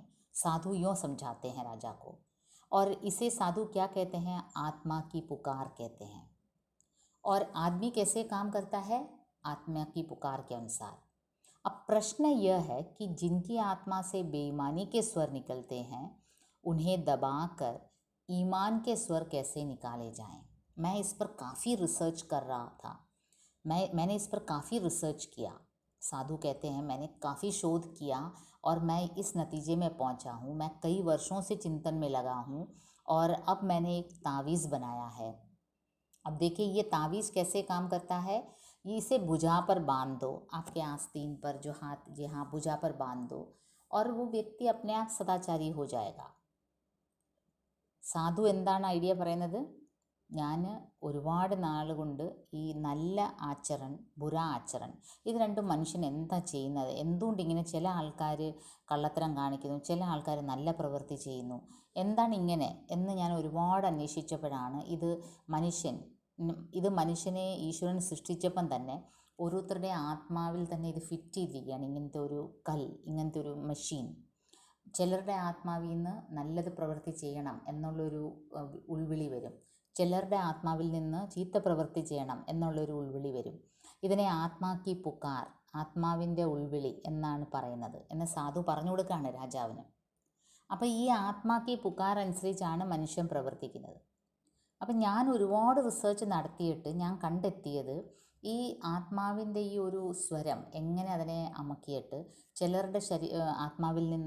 ചിലരുടെ ആത്മാവിൽ നിന്ന് ബേയിമാനി, അല്ലാതെ കള്ളത്തരം കാണിക്കണം, അഴിമതി കാണിക്കണം, ഭ്രഷ്ടാചാർ കാണിക്കണം എന്നുള്ള സ്വരം വരുമ്പോൾ അതിനെ അമക്കിയിട്ട്, അതിനെ ദബാക്കർ ഈമാൻ കെ സ്വർ കേസെ നിക്കാലെ ജായ്, നല്ല പ്രവൃത്തി ചെയ്യൂ എന്നുള്ള ഒരു ആത്മാവിൻ്റെ ഉൾവിളി എങ്ങനെ അവരിൽ വരുത്തണം എന്ന് ഞാൻ ഒരുപാട് റിസർച്ച് ചെയ്തു. मैं कई वर्षों से इसी के चिंतन में लगा हूँ और अभी मैंने यह सदाचार का तावीज़ बनाया है. അങ്ങനെ ഞാനൊരു തകിട് കണ്ടെത്തി. जिस आदमी की भुजा पर यह बंधा होगा वह सदाचारी हो जाएगा. ആരുടെ കയ്യിലാണോ ഇത് കെട്ടിയിരിക്കുന്നത് അത് അയാൾ സദാചാരിയാകും. साधु ने समझाया, महाराज भ्रष्टाचार और सदाचार मनुष्य की आत्मा में होता है, बाहर से नहीं आता. विधाता जब मनुष्य को बनाता है तब किसी की आत्मा में ईमान की कल फिट कर देता है और किसी की आत्मा में बेईमानी की. इस कल में से ईमान या बेईमानी के स्वर निकलते हैं जिन्हें आत्मा की पुकार कहते हैं. आत्मा की पुकार के अनुसार आदमी काम करता है. प्रश्न यह है कि जिनकी आत्मा से बेईमानी के स्वर निकलते हैं उन्हें दबाकर ईमान के स्वर कैसे निकाले जाएं? मैं कई वर्षों से इसी के चिंतन में लगा हूँ. अभी मैंने यह सदाचार का तावीज़ बनाया है. जिस आदमी की भुजा पर यह बंधा होगा वह सदाचारी हो जाएगा. मैंने कुत्ते पर भी इसका प्रयोग किया है. यह तावीज़ गले में बांध देने से कुत्ता भी रोटी नहीं चुराता. देखो आदमी की बात छोड़ो, कुत्ता भी एकदम बेईमानी करना रोक देता है और एकदम ईमानदार हो जाता है. बात यह है कि इस तावीज़ में से भी सदाचार के स्वर निकलते हैं. जब किसी की आत्मा बेईमानी के स्वर निकालने लगती है तब इस तावीज़ की शक्ति आत्मा का गला घोंट देती है और आदमी को तावीज़ से ईमान के स्वर सुनाई पड़ते हैं. वह इन स्वरों को आत्मा की पुकार समझकर सदाचार की ओर प्रेरित होता है. यही इस तावीज़ का गुण है महाराज. देखो कैसे समझाते हैं कि मैंने इसका एक्सपेरिमेंट कुत्ते पर भी किया है. कुत्ता भी नहीं रोटी चुराता. ये कैसे काम करता है मेरा तावीज़? देखिए, विधाता ने जब हमें बनाया है तो किसी के आत्मा में ईमान का कल फिट कर दिया है और उसमें से ईमानदारी की आवाज़ निकलती है, किसी के आत्मा में बेईमानी की। अब हमने ये क्या किया, जब ये बेईमानी के स्वर निकलने लगती है आत्मा से, तो अगर उस व्यक्ति ने तावीज़ पहना हो तो तावीज़ की शक्ति कैसे काम करती है, उस व्यक्ति की आत्मा का गला घोंट देती है जिससे बेईमानी के स्वर निकलते हैं। और आदमी को क्या स्वर सुनाई पड़ता है? ईमान का स्वर। ये तावीज़ का चमत्कार है। और वो क्या समझता है आदमी? ये जो ईमान का स्वर निकल रहा है वो इसकी आत्मा की पुकार है।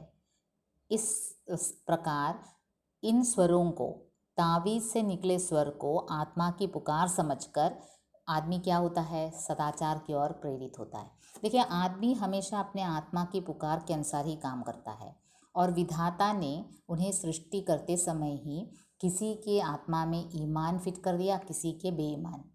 अब ये जब बेईमानी का स्वर निकलता है तो जिस आदमी ने ये तावीज़ पहना हो, उस तावीज़ के मंत्रों की सिद्धि के द्वारा उसमें से ऐसे आवाज़ निकलती है कि आदमी को कन्फ्यूजन हो जाता है कि ये जो तावीज़ से जो आवाज़ निकल रही है वही उसकी आत्मा की पुकार है और वो उसके अनुसार अच्छी प्रवृत्तियों में लग जाता है। यही इस तावीज़ का गुण है महाराज। സാധു വളരെ ബുദ്ധിപൂർവം ഇത് പറഞ്ഞ് മനസ്സിലാക്കും. ഈശ്വരൻ സൃഷ്ടിച്ചപ്പം തന്നെ മനുഷ്യരെ രണ്ട് രീതിയിലാണ്, മനുഷ്യരുടെ ഉള്ളിൽ തന്നെ നന്മ ചെയ്യുന്ന പ്രവൃത്തിയും തിന്മയും ഇത് രണ്ടും ഫിറ്റ് ചെയ്തിട്ടാണ് ഇങ്ങോട്ട് വിടുന്നത്. മനുഷ്യൻ ഈ ആത്മാവിൻ്റെ ഉൾവിളി അനുസരിച്ചാണ് പ്രവർത്തിക്കുന്നത്. അപ്പോൾ ഈ തകിട് കെട്ടുന്ന വ്യക്തികളുടെ കാര്യം എന്താണെന്ന് വെച്ചാൽ അവരുടെ ഉള്ളിൽ നിന്ന് ബേയിമാനി, അഴിമതി ചെയ്യൂ, കൈക്കൂലി വാങ്ങിക്കൂ, കള്ളത്തരം കാണിക്കൂ എന്നുള്ള ഒരു ഉൾവിളി വരുമ്പം ഈ താവീസിൻ്റെ മന്ത്രങ്ങളുടെ ഒരു പ്രവർത്തനം കാരണം താവീസിൽ നിന്ന് നല്ല പ്രവൃത്തി ചെയ്യൂ എന്നുള്ളൊരു സ്വരം ഉയർന്നു വരും. എന്നിട്ട് ഈ ആത്മാവിൻ്റെ യഥാർത്ഥ സ്വരത്തിനെ അങ്ങ് ഉസ്ക ഗള ഘോണ്ട് ദേത്തെ ഹേ, അതിനെ അങ്ങ് അടിച്ചമർത്തും. അപ്പം വ്യക്തി കരുതുന്നത് ഈ താവീസിൽ നിന്ന് വരുന്ന ഈ സ്വരമാണ് അയാളുടെ ഉൾവിളി, ആത്മാവിൻ്റെ പുകാർ എന്ന് വിചാരിച്ച് അതനുസരിച്ച് അയാൾ പ്രവർത്തിക്കും. അതാണ് ഈ താവീസിൻ്റെ ഗുണം. ദർബാർ മേ ഹൽചൽ മച്ച് ഗയി, ദർബാരി ഉഠ് ഉഠ് കർ താവീസ് കോ ദേഖ്നെ ലഗെ. അപ്പോൾ ഇങ്ങനത്തെ ഒരു സംഭവം, ഒരു തകിട് വന്നിട്ടുണ്ട്, അതിങ്ങനെ ചെയ്യുന്നു, ഇങ്ങനെ പ്രവർത്തിക്കുന്നു എന്നൊക്കെ ഈ സാധു എക്സ്പ്ലെയിൻ ചെയ്തപ്പോൾ ദർബാരി ഉഠ് ഖടെ ഹോ ഗയെ. അവിടെയുള്ള എല്ലാവരും, സദസ്സിലുള്ള എല്ലാവരും, രാജസദസ്സിലുള്ള എല്ലാവരും എണ്ണീറ്റ് നിന്ന് ഈ മന്ത്രങ്ങളാൽ ഈ അത്ഭുതകരമായ ഈ തകിടിനെ കാണാൻ എല്ലാവരും എണ്ണീറ്റ് നിന്നു. യഹ താവീസ് ഗളെ में बांध देने से कुत्ता भी रोटी नहीं चुराता. बात यह है कि इस तावीज़ में से भी सदाचार के स्वर निकलते हैं. जब किसी की आत्मा बेईमानी के स्वर निकालने लगती है तब इस तावीज़ की शक्ति आत्मा का गला घोंट देती है और आदमी को तावीज़ से ईमान के स्वर सुनाई पड़ते हैं. वह इन स्वरों को आत्मा की पुकार समझकर सदाचार की ओर प्रेरित होता है. यही इस तावीज़ का गुण है महाराज. दरबार में हलचल मच गई, दरबारी उठ कर तावीज़ को देखने लगे. अब देखिए, इतना अच्छा एक उपाय मिलकर राजा काफ़ी खुश हुए. वे खुश होकर बोले, मुझे नहीं मालूम था कि मेरे राज्य में ऐसे चमत्कारी साधु भी हैं. महात्मन, हम आपके बहुत आभारी हैं. आपने हमारा संकट हर लिया. हम सर्वव्यापी भ्रष्टाचार से बहुत परेशान थे, मगर हमें लाखों नहीं करोड़ों तावीज़ चाहिए. हम राज्य की ओर से तावीज़ों का कारखाना खोल देते हैं. आप उसके जनरल मैनेजर बन जाएं और अपनी देख रेख में बढ़िया तावीज़ बनाएं. अब देखिए, राजा क्या कहते हैं कि राजा बहुत खुश हुए कि देखिए, व्यवस्था में परिवर्तन किए बिना ही बस एक तावीज़ बना दो और सभी कर्मचारियों को बदवा दो, तो राज्य से अगर भ्रष्टाचार हट जाएगा तो कितनी अच्छी बात है. और वो उन्होंने क्या कहा कि हम आपके बहुत आभारी हैं. हमें नहीं पता था हमारे राज्य में ऐसे चमत्कारी साधु भी हैं. आपने हमारा संकट हर लिया.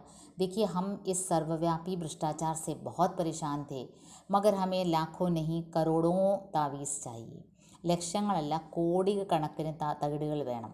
അപ്പം രാജാവ് പറയുകയാണ്, ഞങ്ങൾ വളരെ ഞങ്ങൾ കടപ്പെട്ടിരിക്കുന്നു രാജാവ് പറയാണ്, ഞങ്ങൾ അങ്ങേക്ക് കടപ്പെട്ടിരിക്കുന്നു, ഞാൻ വളരെ ടെൻഷൻ അടിച്ചിരിക്കുകയായിരുന്നു. ഈ സർവ്വവ്യാപി ഭ്രഷ്ടാചാർ, എല്ലായിടവും വ്യാപിച്ചിരിക്കുന്ന ഈ അഴിമതി എന്നെ അങ്ങ് ടെൻസ്ഡാക്കിയിരുന്നു. അപ്പോൾ ഇനി എന്താ വേണ്ടത്? ലക്ഷങ്ങളല്ല, കോടിക്കണക്കിന് തകിട് വേണം. അതുകൊണ്ട് എന്ത് ചെയ്യാം? രാജ്യത്തിൻ്റെ ഭാഗത്തു നിന്ന് തന്നെ ഞാൻ തന്നെ ഒരു ഫാക്ടറി അങ്ങ് തുടങ്ങാം. അപ്പോൾ അതിൽ താങ്കൾ തന്നെ ജനറൽ മാനേജറായിട്ട് ഇരിക്കുക. പിന്നെ താങ്കളുടെ മേൽനോട്ടത്തിൽ തന്നെ നല്ല തകിടുകൾ ഫാക്ടറി പ്രൊഡ്യൂസ് ചെയ്യും. एक मंत्री ने कहा, महाराज राज्य क्यों झंझट में पड़े? मेरा तो निवेदन है कि साधु बाबा को ठेका दे दिया जाए, वे अपनी मंडली से तावीज़ बनवा कर राज्य को सप्लाई कर देंगे. അപ്പം ഇങ്ങനെ ചെയ്യുകയാണെങ്കിൽ ഗവൺമെൻറ് തന്നെ ഒരു ഫാക്ടറി തുടങ്ങിയാൽ അതിൽ കൈകിട്ട് വരാൻ വേറെ ഓപ്ഷനില്ല. അതുകൊണ്ട് എന്താ പറയുന്നത്? एक मंत्री ने क्या कहा कि देखिए महाराज, राज्य क्यों फैक्ट्री खोलें और झंझट में पड़े? इसमें क्या है, आप उन्हें ठेका दे दो. देखिए, ठेका हटाना विशेषज्ञों का प्रथम एजेंडा था कि ठेका को हटाना चाहिए. जब कॉन्ट्रैक्ट होता है तो कॉन्ट्रैक्टर होता है और तभी भ्रष्टाचार फैलता है. अब यहाँ बात घूम फिर कर ठेके पर आ जाता है. साधु बाबा को ठेके देने की बात की जा रही है. उनकी मंडली सप्लाई करेगी और यहाँ से पैसा राज्य देता जाएगा. राजा को यह सुझाव पसंद आया. साधु को तावीज़ बनाने का ठेका दे दिया गया. उसी समय उन्हें 5 करोड़ रुपए कारखाना खोलने के लिए पेशगी मिल गए. 5 करोड़ रुपए एडवांस दे दिया गया साधु को. ये हमारी व्यवस्था में, चली आ रही व्यवस्था में, हर एक ज़माने की जो भी सरकारें हैं, ये इस प्रकार की बातें हमेशा होती हैं. चाहे एजुकेशनल फील्ड में हो या फिर हेल्थ के फील्ड में हो, जो स्पेशलिस्ट जो सुझाव देते हैं उस पर अमल किया ही नहीं जाता. यूं ही वक्त बर्बाद किया जाता है. अच्छे अच्छे आइडियाज़ दिए जाते हैं, एजुकेशन के फील्ड में हो या फिर हेल्थ के फील्ड में या फिर कोई भी बिजनेस के फील्ड में, ट्रेड के फील्ड में अच्छे अच्छे आइडियाज़ को कभी एक्सेप्ट नहीं किया जाता. सरकार को वही हमेशा पसंद रहती है जिसमें ठेके की व्यवस्था हो, जहाँ से कुछ हाथ मारने की व्यवस्था हो, जहाँ हर एक अफसर को कुछ ना कुछ फ़ायदा हो. अगर व्यवस्था में बदलाव आए तो उनको कोई फ़ायदा नहीं रहेगा. तो कैसे ये व्यंग्य करते हैं परसाई जी, कैसे सटीक व्यंग्य करते हैं.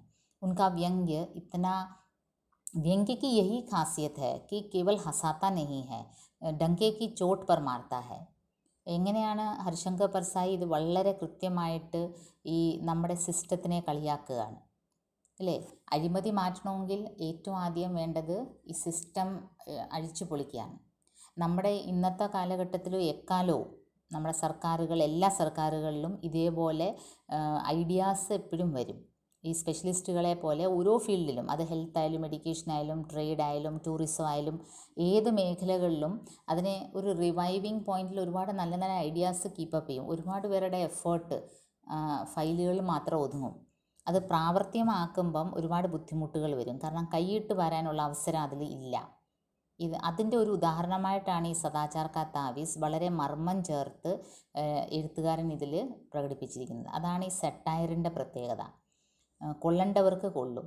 അപ്പോൾ ഇവിടെ കണ്ടോ, ഒരു അഴിമതി മാറ്റാൻ വേണ്ടി ഈ ഒരു കോൺട്രാക്റ്റ് എന്ന വ്യവസ്ഥ മാറ്റണമെന്ന് ആണ് വിശേഷജ്ഞർ 2 മാസം എടുത്ത് സ്റ്റഡി ചെയ്ത് അവിടെ ഐഡിയ വെച്ചത് മുന്നോട്ട് രാജാവിൻ്റെ മുമ്പിൽ. അപ്പോൾ ഇവിടെ ഇപ്പം അത് മാറ്റിയിട്ട് ഒരു വലിയ കോൺട്രാക്റ്റ്, ഒരു 5 കോടി രൂപ അഡ്വാൻസ് കൊടുക്കുന്ന, പേശുഗി ദേന മീൻസ് അഡ്വാൻസ് ദേന, അത് കൊടുത്തിട്ട് ഒരു കോൺട്രാക്റ്റ് സൈൻ ചെയ്യാണ് ഒരു സന്യാസി പറഞ്ഞ ഒരു ഐഡിയയിൽ.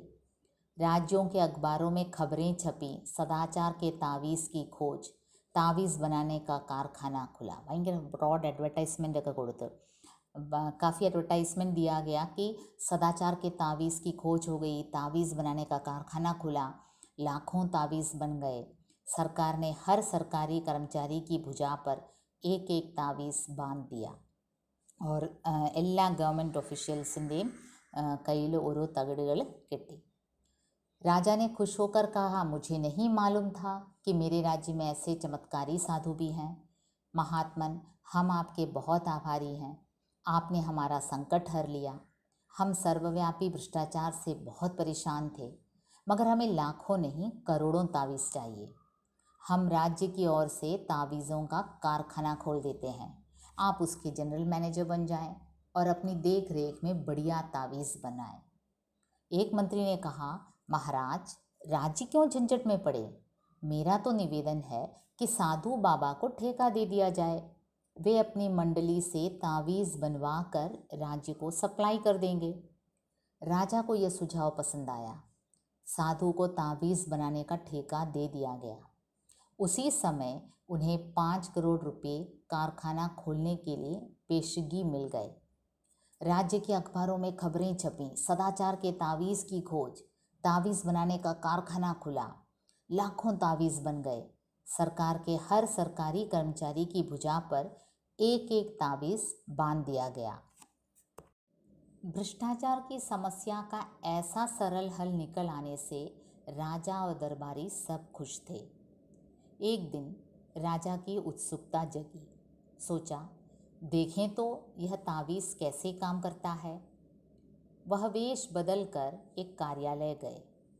उस दिन 2 तारीख थी। एक दिन पहले तनख्वाह मिली थी। वह एक कर्मचारी के पास गए और कई काम बताकर उसे 5 रुपये का नोट देने लगे। कर्मचारी ने उन्हें डांटा, भाग जाओ यहाँ से, घूस लेना पाप है। राजा बहुत खुश हुए। तावीज़ ने कर्मचारी को ईमानदार बना दिया था। कुछ दिन बाद वह फिर वेश बदलकर उसी कर्मचारी के पास गए। उस दिन 31 तारीख थी, महीने का आखिरी दिन। अब देखिए, राजा काफ़ी खुश थे कि ऐसा हल निकल गया। वो तो कई दिनों सो भी नहीं पाए थे। इस सर्वव्यापी भ्रष्टाचार की बात सोच सोच कर उनकी नींद ही गड़बड़ हो गई थी। लेकिन अब देखो कैसे आसानी से हल निकल गया और उनके मन में ये उत्सुकता जगी कि देखते हैं ये कैसे वर्कआउट करता है। और ये वेश बदल कर, राजा अक्सर किया करते थे ना, हमने कहानियों में सुन रखा है, वेश बदल कर जाते थे। एक कार्यालय पहुँचे, एक ऑफिस पहुँचे। उस दिन 2 तारीख थी। 2 तारीख मतलब महीने की शुरुआत। एक पहले तारीख में उनको तनख्वाह मिली थी, उनकी सैलरी मिली थी। तो एक कर्मचारी के पास गए और कई काम बताकर उसे 5 रुपये का नोट देने लगे। और उस एक ऑफिसर के पास गए राजा वेश बदल कर, उन्हें कई काम बताया कि भाई ये मुझे ये करना है, वो करके दो। और 5 रुपये का नोट एक घूस के रूप में दिया। 5 रुपया मतलब पुराने ज़माने का, जो अभी 500 कह सकते हैं। कर्मचारी ने उन्हें डांटा, भाग जाओ यहाँ से, घूस लेना पाप है। तुरंत कर्मचारी ने कहा, अरे भाग यहाँ से, घूस लेना पाप है। राजा बहुत खुश हुए। तावीज़ ने कर्मचारी को ईमानदार बना दिया। अब राजा बहुत खुश हुए, अरे वाह, इतना ईमानदार बन गया। कुछ दिन बाद वह फिर वेश बदलकर उसी कर्मचारी के पास गए। അപ്പോൾ ഈ രാജാവ് ഇത് ടെസ്റ്റ് ചെയ്യാൻ വേണ്ടി വേഷം മാറി ഒരു ഓഫീസിൽ ചെന്ന് ഒരു ഉദ്യോഗസ്ഥൻ്റെ അടുത്ത് കുറേ ജോലികൾ പറഞ്ഞിട്ട് ഒരു 5 രൂപയുടെ നോട്ട്, പഴയ കാലത്തെ ഇപ്പം 500 രൂപയുടെ മതിപ്പ് വരും, കൈക്കൂലിയായിട്ട് കൊടുക്കുമ്പോൾ അയാൾ പറയും, അന്ന് 2-ാം തീയതിയായിരുന്നു, 1-ാം തീയതി ശമ്പളമൊക്കെ കിട്ടി, അയാൾക്ക് പൈസയുടെ അധികം ആവശ്യമൊന്നുമില്ല. അങ്ങനെ അയാൾ 1-ാം തീയതി ശമ്പളമൊക്കെ കിട്ടിയിരിക്കുന്ന സമയമാണ്, 2-ാം തീയതി ആയതേ ഉള്ളൂ. അപ്പോൾ അയാൾ പറയും, പൊയ്ക്കോ, ഇവിടുന്ന് കൈക്കൂലിയൊക്കെ എടുക്കുന്ന പാപമാണെന്ന് പറയും. രാജാവ് വളരെ ഹാപ്പിയാവും. കുറച്ച് ദിവസം കഴിഞ്ഞ് പിന്നെയും വേഷം മാറി അതേ കർമ്മചാരിയുടെ അടുത്ത് രാജാവ് പിന്നെയും ചെല്ലും. അന്ന് 31-ാം തീയതി ആയിരുന്നു. ഉസ് ദിൻ 31 താരീഖ് थी, മഹീനെ കാ ആഖിരി ദിൻ. അന്ന് 31-ാം തീയതി ആയിരുന്നു, മാസ അവസാനം. അപ്പോൾ उसी कर्मचारी के पास जाकर राजा ने फिर से 5 का नोट दिखाया और उसने लेकर जेब में रख लिया. ഇതേ പ്രോസസ്സ് 31-ാം തീയതി ചെന്ന് അതേ ऑफिसर അടുത്ത് ചെന്ന് കൊടുക്കുമ്പോൾ അയാൾ അതങ്ങ് എടുക്കും. राजा ने उसका हाथ पकड़ लिया, बोले, मैं तुम्हारा राजा हूँ, क्या तुम आज सदाचार का तावीज़ बांध कर नहीं आए? बांधा है सरकार, यह देखिए. उसने आस्तीन चढ़ाकर तावीज़ दिखा दिया. राजा असमंजस में पड़ गए, फिर ऐसे कैसे हो गया? अब देखिए, राजा ने झट से उसका हाथ पकड़ लिया और कहा, देखो मैं तुम्हारा राजा हूँ और तुम घूस ले रहे हो, तुमने क्या वो तावीज़ नहीं पहना? तो वो कर्मचारी कहता है, भाई देखो मैंने पहना है, मेरा उसने अपना शर्ट का जो, उसने अपनी कमीज़ की जो आस्तीन उठाकर दिखा दिया. राजा असमंजस में पड़ गए, फिर ऐसे कैसे हो गया? उन्होंने तावीज़ पर कान लगाकर सुना. तावीज़ में से स्वर निकल रहे थे, अरे आज 31 है, आज तो ले ले. वो एकदम तावीज़ से क्या स्वर निकल रहा था कि आज तो 31 है, मतलब कि महीने का आखिरी दिन, आज तो ले ले, आज तेरे काम आएगी। ऐसी ये कहानी यहाँ समाप्त होती है। देखिए, तावीज़ में से भी स्वर निकल रहा है कि आज 31 है, महीने का आखिरी दिन, पैसे की सख्त ज़रूरत पड़ेगी तुम्हें, ले लो। तो आत्मा की पुकार मनुष्य की ज़रूरत की तरह, तावीज़ बांधो या ना बांधो, हमारी ज़रूरतें भी इससे जुड़ी होती हैं। विशेषज्ञों ने ये भी कहा था कि भ्रष्टाचार को हटाने के लिए एक तो ठेका हटाना होगा, ऊपर से इस बात पर भी विचार करना होगा कि आदमी आखिर घूस लेता क्यों है। क्या उसकी तनख्वाह उतनी उसे 1 महीने तक काम चलाने के लिए पर्याप्त नहीं है? इस पर भी विचारणीय है। ये बात भी विचारणीय है कि क्या किसी अफ़सर की जो तनख्वाह है वो उसे 1 महीने तक आराम से गुज़ार करने के लिए पर्याप्त है या नहीं? इस बात पर विचार करना चाहिए। ऐसे विशेषज्ञों ने कहा था कि आदमी आखिर घूस लेता क्यों है? लेकिन उन सभी उपायों को अनसुना कर एक साधु को तावीज़ बनाने के लिए दे दिया गया। और परसाई जी ने देखो तावीज़ में से भी स्वर निकाला कि आज 31 है, आज तो ले ले। तो ये सदाचार का जो तावीज़ है, हरिशंकर परसाई जी की एक ऐसी कहानी है जो हमेशा हमें सोचने के लिए बाध्य करती है कि भ्रष्टाचार को आखिर इस प्रकार के तावीज़ों से हटाया भी जा सकता है। तावीज़ों में मंत्र फूंकने से क्या भ्रष्टाचार हट सकता है? व्यवस्था में परिवर्तन करना ही असल बात है। व्यवस्था में उलटफेर करना अफ़सरों को बिल्कुल पसंद नहीं, क्योंकि घूस लेने में जो सुख है वो उन्होंने इतना उसका आस्वादन कर लिया है कि उससे हटकर ईमानदारी से काम करने में उन्हें दिक्कत होती है। तो यहीं ये कहानी समाप्त होती है। हम इसके विश्लेषणात्मक अध्ययन लेकर फिर प्रस्तुत होंगे। धन्यवाद।